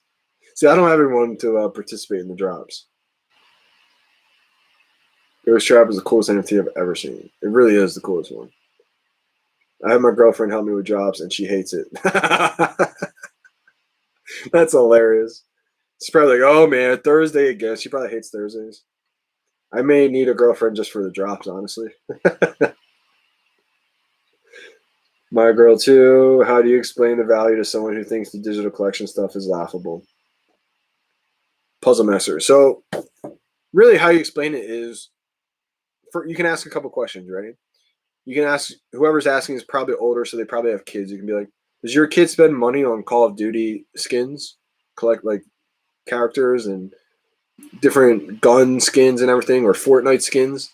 They're gonna 99% say yes. And you can laugh and say, well, they're spending a lot of money on that for a reason. But on that, you don't get to own that. You can't, it's not a 1 of 10, you know, everybody can buy it. So with digital collectibles in the VeVe app, you can buy these, and they're buying it. They may have to understand the reason why they're buying it, you know. You're buying it because it's like a social currency. You get to use it in a different digital world and show it off, and people get to see, whoa, you have the gold camo skin. You know, it's like a hierarchy. It's like the blue check on Instagram that Gary Vee always talks about. So like it's the same thing when you're buying these VeVe digital collectibles. Whoa, you got the Rizzo. Whoa, you got 2 Nightwing. You have 2 Golden Dragon Girls. Like it's that like almost little social currency clout, whatever you want to call it, layer. Whether you like it or not, we're human beings and we interact with this all the time. It's why I have a beard. It's why people, you know, it's why it's why everything, you know. Whatever you have on, whatever your accessories are, you're doing it for a reason. And so it's just human nature. And so that it all plays into that same aspect. So you can explain it to like this, basically. Long story short, a lot of people think digital collectibles are laughable because they see the same way I did. People are buying moments. Like you can look that up on YouTube, or you can screenshot these Batman and say you own it, but you can't. So you can say it like this. There's a way to authenticate digital ownership with the blockchain. With blockchain, it authenticates digital ownership instantly. With the physical collectibles, you have to go to PSA. You have to mail in your physical collectibles to the PSA company, and it may take 12 months, a year to get them back because they have to authenticate it, to grade it, to verify it's real. Where digital collectibles happens instantly, automatically, saves people time, saves people a year. And that's really where they start to get it. They lift the first layer of like being hard-headed and it opens it up. And you can dive into it. Like there's a way to make limited amount of digital items. So for instance, you think of your favorite song on Apple Music. Anybody who has Apple Music can download it, pay it, and buy it. It's unlimited amount. But on VeVe Digital Collectibles, there's a way now digitally to make it a limited amount, and there's only 1,000 of them. There's only 100 of them, and there will be never again printed more of them. That's the difference. There's going to be only 1,050 Starfire, first edition Starfire. There's only going to be 7,000 first appearance Batman ever in the world, ever again in premium digital history. There's only going to be 8,800 first appearance Superman ever in the world, ever again in the history of the world in digital premium format. Like, so when other apps, you know, eventually over time, 10 years from now, they release all these, there's only going to be one FA of all these. And that's kind of where it's like, oh, wait a second. This could be huge, huge. Yeah, we're just not there yet. So, you know, you can explain it to people, like, you can show it to people. That's also what's crazy about VeVe is like, just show them a picture in augmented reality of Batman or whatever they're a fan of. You got to find out what they're a fan of. They may see Batman and be like, I don't like NFTs. I don't like Batman. They don't realize they have brands for everybody. So show them something they're a fan of. Maybe they love Back to the Future. Show them the Back to the Future DeLorean in augmented reality and be like, you can own one of these. And only 10,000 people in the world or 12,000 people in the world can own one. And it's like, he's going to ask like, well, how do they know you own it?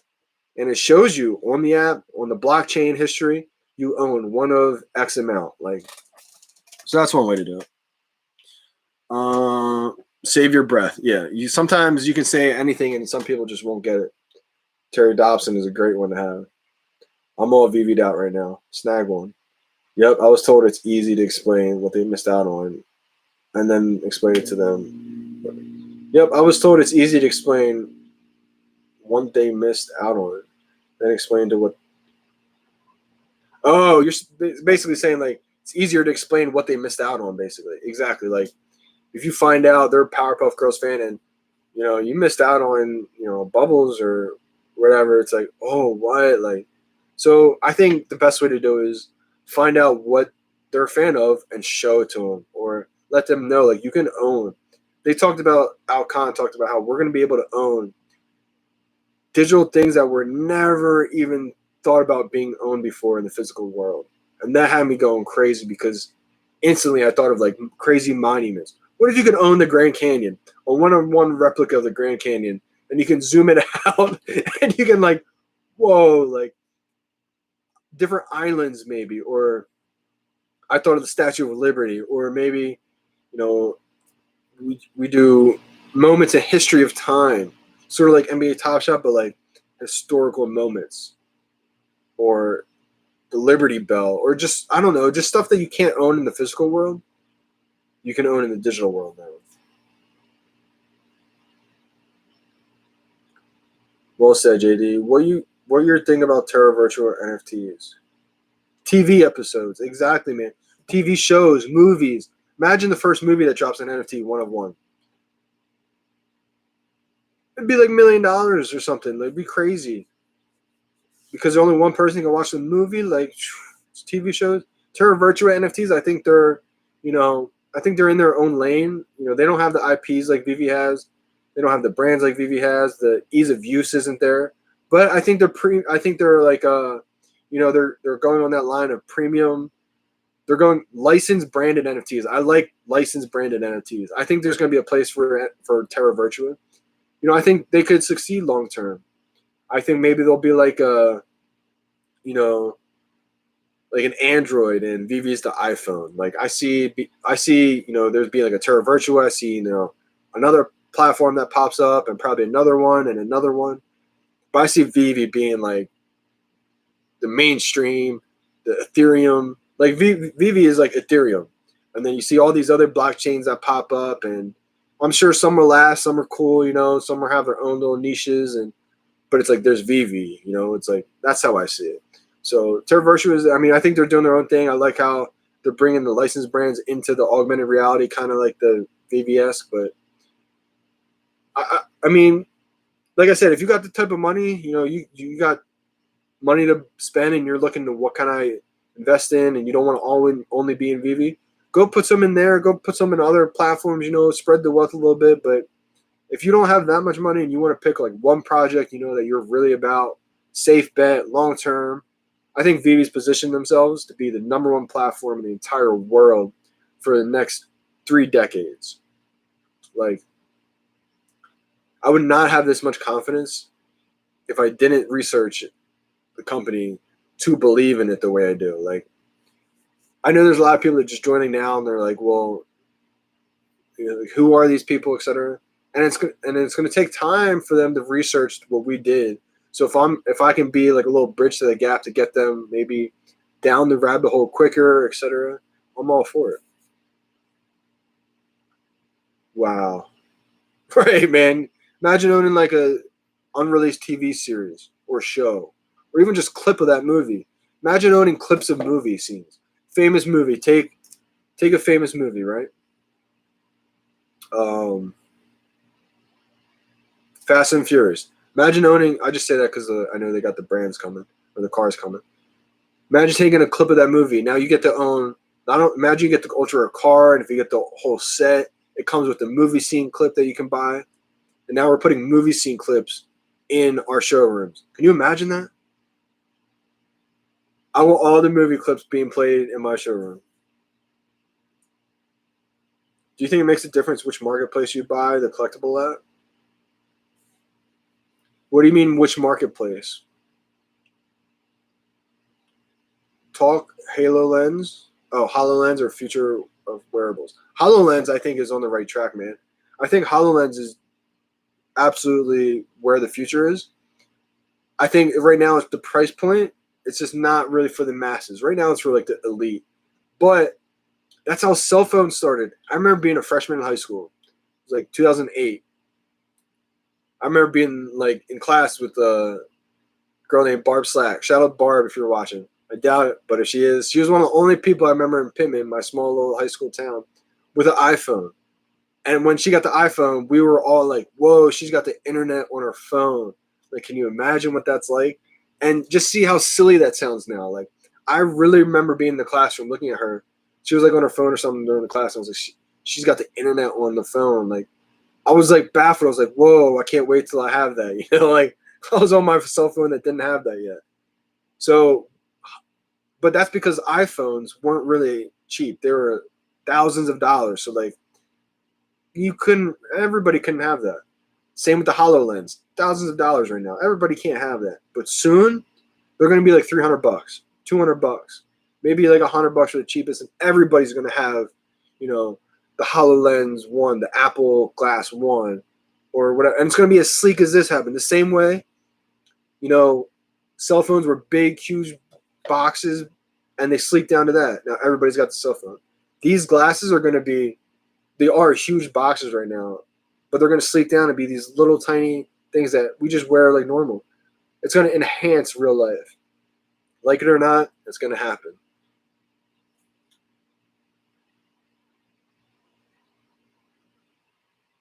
VeVe, Variable, OpenSea. Okay, so your question was, do you think it would make a difference which marketplace you buy the collectible at? At first, you know, when we're able to take these to the OpenSea, I could see maybe a price rocket, you know, happen just because people are buying an ETH. But the people who are buying are going to want to use these NFTs, right? It's going to allow them to think like, well, let me try to use this on the VeVe app.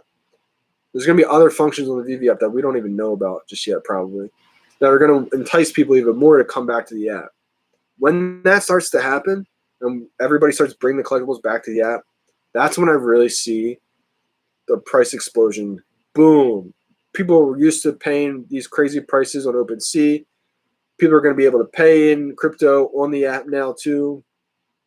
I think after OpenSea, we come back to the VeVe platform. I don't think we're going to be able to bring other, you know, like collectibles on other platforms back to the app, but you're going to be able to like swap your VeVe NFTs on OpenSea, come back with on, I think stuff like that. Your favorite shows and their intro songs. Wow, can you just imagine that? What position do you want at when VeVe offers you a dream job? Man, I would literally tell them I want to just be any way I can help the company grow. Any way you see fit, any way I can bring my kind of talent, my kind of hard work ethic, any way that I can help the community grow, the brand grow, the company grow, I would love to be a part of. I don't know what the exact position will be just yet. I, I have no idea. But all I know is that I would love to be a part of the program, part of their organization, part of their company and their brand, and really just help get the world seeing what we saw from day one. The whole community is just unbelievable. People are joining right now just because they want to be part of the community. It's like I kept saying like the VeVe fam, but like it really is a family because we saw the future of VeVe before, you know, the world saw it. So it just feels amazing to bring people in and get them into the environment, get them into the space, get them into NFTs, and don't tell them, you know, you can't go to anywhere else. Try other ones, you know, if you want. Everybody's going to funnel into the ones that they like, the ones that bring the most joy, happiness to them, and value to them. VeVe. Yeah, man. I do see VeVe being the household name. And I see it's the Disneyland for NFTs. I don't see it ever going away. VeVe ambassador. Yeah, man.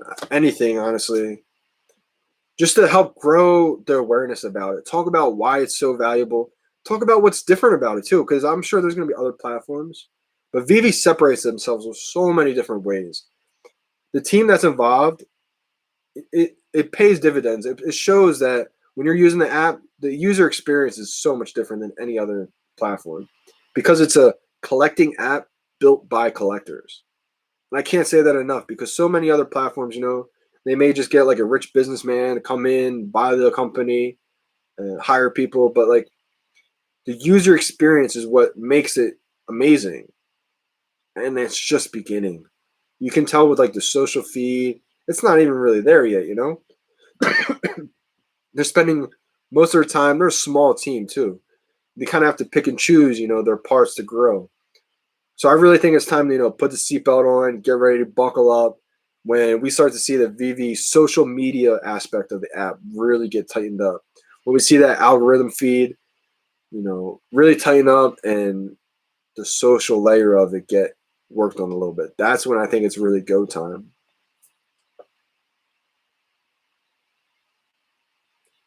You keep the hype. I wanted to go to bed 1 hour ago. Fix the feed. Yeah, I appreciate you, man, big time. I'm so excited about it to where I feel like I have to like get it off my chest almost and express it with you guys because I get it all cooped up sometimes. I'm just like going crazy, and so it feels good to talk with the VeVe fam and all you guys about it because excuse me, we're all excited. New drops.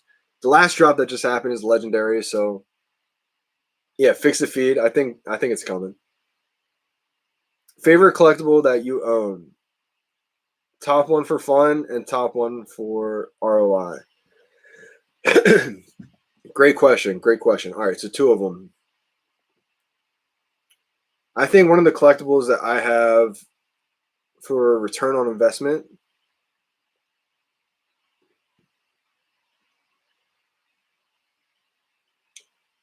I want to say I'm going to go with a duplicate too, just because, return on investment would be to sell it. So if I was to sell this duplicate, I think it will be my most valuable one. I think is the Dragon Girl.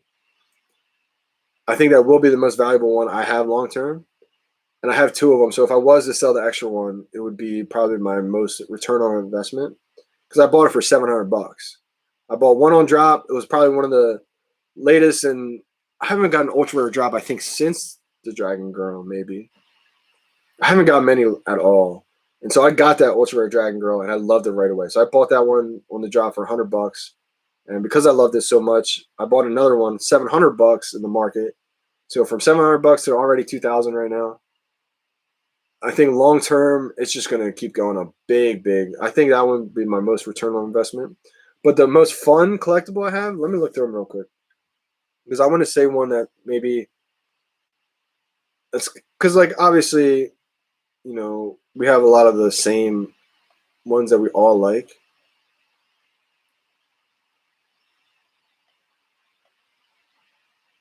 Most fun one right now is probably Ghost Trap, right? Because it's the most we can do with it. So I've been playing like the Ghost Trap and the Slimer. I've been doing that so much, just looking at it because it blows my mind. I just play with it in my showroom. But I like Ritmo a lot. Ritmo is going to be a good one too on a return on investment.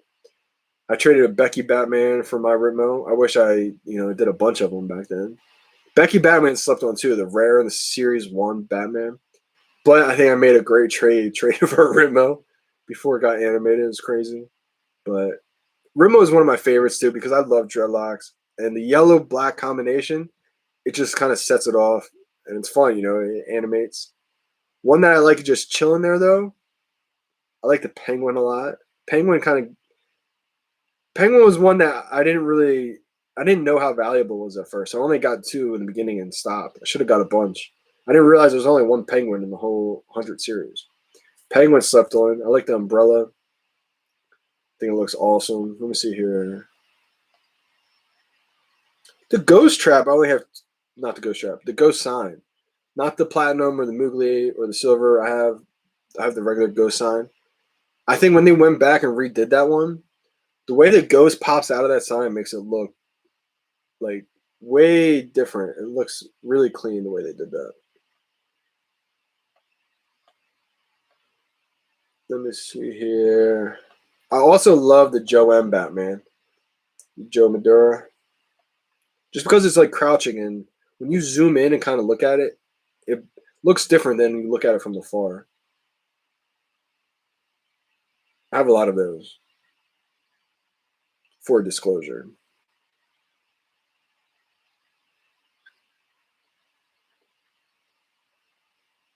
Todd McFarlane Batman. I honestly wish I just bought 30 of these. I bought 10 of them, or about 9 of them, I think.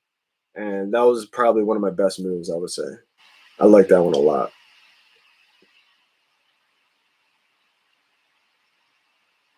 I hope that answers Tristan. Nice. Yep. Do you go for ultra rare or uncommon low mint at drop time? Ooh, a tough one, man. I think this one really, it all depends on the drop. You know, each one's different, and try to come up with a strategy on each one. Maybe I'll start letting you guys know. Maybe I'll put out a little YouTube video. Shout out to the Gale. I know Gale puts out videos on his drop strategies. Maybe I might start doing that too. Kind of just give you guys a little glimpse on what I'm going after. Maybe I'll do that. Not too much warning because I don't want eventually, like millions of people. But maybe it's a little like gem for people who are subscribed and get a chance to see what's Johnny doing real quick. Maybe a couple hours before the drop. Something like that. But it all depends. Like I know for the hoverboards, I went after the common low mint, and I think I got like a 200 common, which really isn't that low, but it's pretty low. But I also got a 99 somehow. If you want to know how, I put a video about that a little bit ago. No tech hoverboard. I got a 99 mint after like 11 minutes after drop. I got a no tech, a sub 100. But I did sell that to reinvest in some more collectibles. So if you stay there on drop, man, stay there on drop day and just keep refreshing, going back and forth. And sometimes that buy now come back up. And not only that, if that doesn't happen, just stay there. And when you click buy now, you don't like the number that pops up, and you know it's going to be one that stays there for a while. It doesn't sell out. Go back, come back in, refresh it, and click on it. A different number may pop up. And that's what happened for me. And 99 popped up 10 minutes after drop. And so I grabbed it then. But crazy. It kind of depends each drop. Go for the ultra rare or go for a low mint. Which is the best set to keep for a long time? Batman Series 1, Season 1. Because it was the first set ever released on VeVe. You should live stream every drop morning. Great idea, Des. That's a great idea. I will do that. Maybe just a quick little live stream, my plans, what I'm prepping for. Great idea, man. Shout out to Des H. Tristan. Crazy. Yeah, I think the Series 1 Batman is going to be legendary, man. But cheers to everybody, man. It's getting late, almost 3 a.m. So 2:45 a.m. right now. What did you say? Favorite Joker? Oh, shout out to the Comic Way. He just put out a video. The rare Joker, FA Joker. Me personally, I like the FA Joker. I think both are going to be valuable for sure. Dick Sprang Joker, I think, is going up in value right now, maybe like 330. Kind of pricey, but the FA Joker, the Jim Lee, is still under $200 right now. I bought 7 of them at retail, and I'm holding those for a good amount of time because we're going to see a bunch of Jokers. We're not going to ever see another FA Joker. So I like it too. It's got the gun shooting. I think it looks more to me what I envision the Joker would be. So I love that Joker. I like the Dick Sprang too. He's legendary. But me, I'm just leaning a little bit more in the FA side. Just my Johnny Dunn's opinion. Thanks, mate. Going to rewatch this. I appreciate you, Andy. I try not to rewatch my streams. Sometimes I will, but sometimes, it just ends up. I don't have enough time in the day to go sit and watch another 3-hour stream that I just put out there. So I don't know if I'll watch it again. If I got time, I'll watch it. But because sometimes there's some hidden gems in there too. You never know. We might pick up in these late night live streams from people commenting.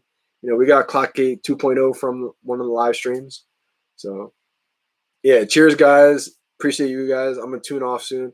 Appreciate everybody tuning in, man. I know it's late, but there's fans all across the world, all different countries, and VeVe. So, I missed 1 hour. Oh, you're good, brother. You're good. Tune back in. But appreciate you guys. You know, crazy things are happening in the VeVe world. If you guys are new tuning in, you know, hit up Twitter, Johnny Dunn 777. Follow VeVe on Twitter. You know, I feel like Twitter right now is where it goes down. Everything happens on Twitter, but soon it's all going to go down on the VeVe app. You know, I feel like we're in the VeVe verse already. Shout out to everybody who's tuned in, supporting. Shout out to Gary V for the follow.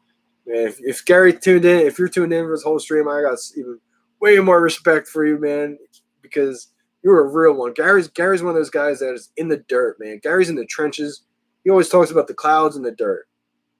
You got to be willing to grind it out. You got to be willing to see what's going on with the people. That's why he's so smart. He can call things because he's in tune with the people. He's got his pulse on the finger of what's really happening. And he's a legend for it, man, because he preaches, like, he does what he preaches, you know. So, all right, guys, shout out to everybody, man, who tuned in, who watched. If you guys haven't watched, hopefully you tune back in another time. Hit that subscribe button if you haven't yet. Johnny Dunn, your boy, we out. A lot of VeVe news coming in the future, so stay tuned. More content coming, a little bit more consistent basis, but your boy, Johnny Dunn, we out.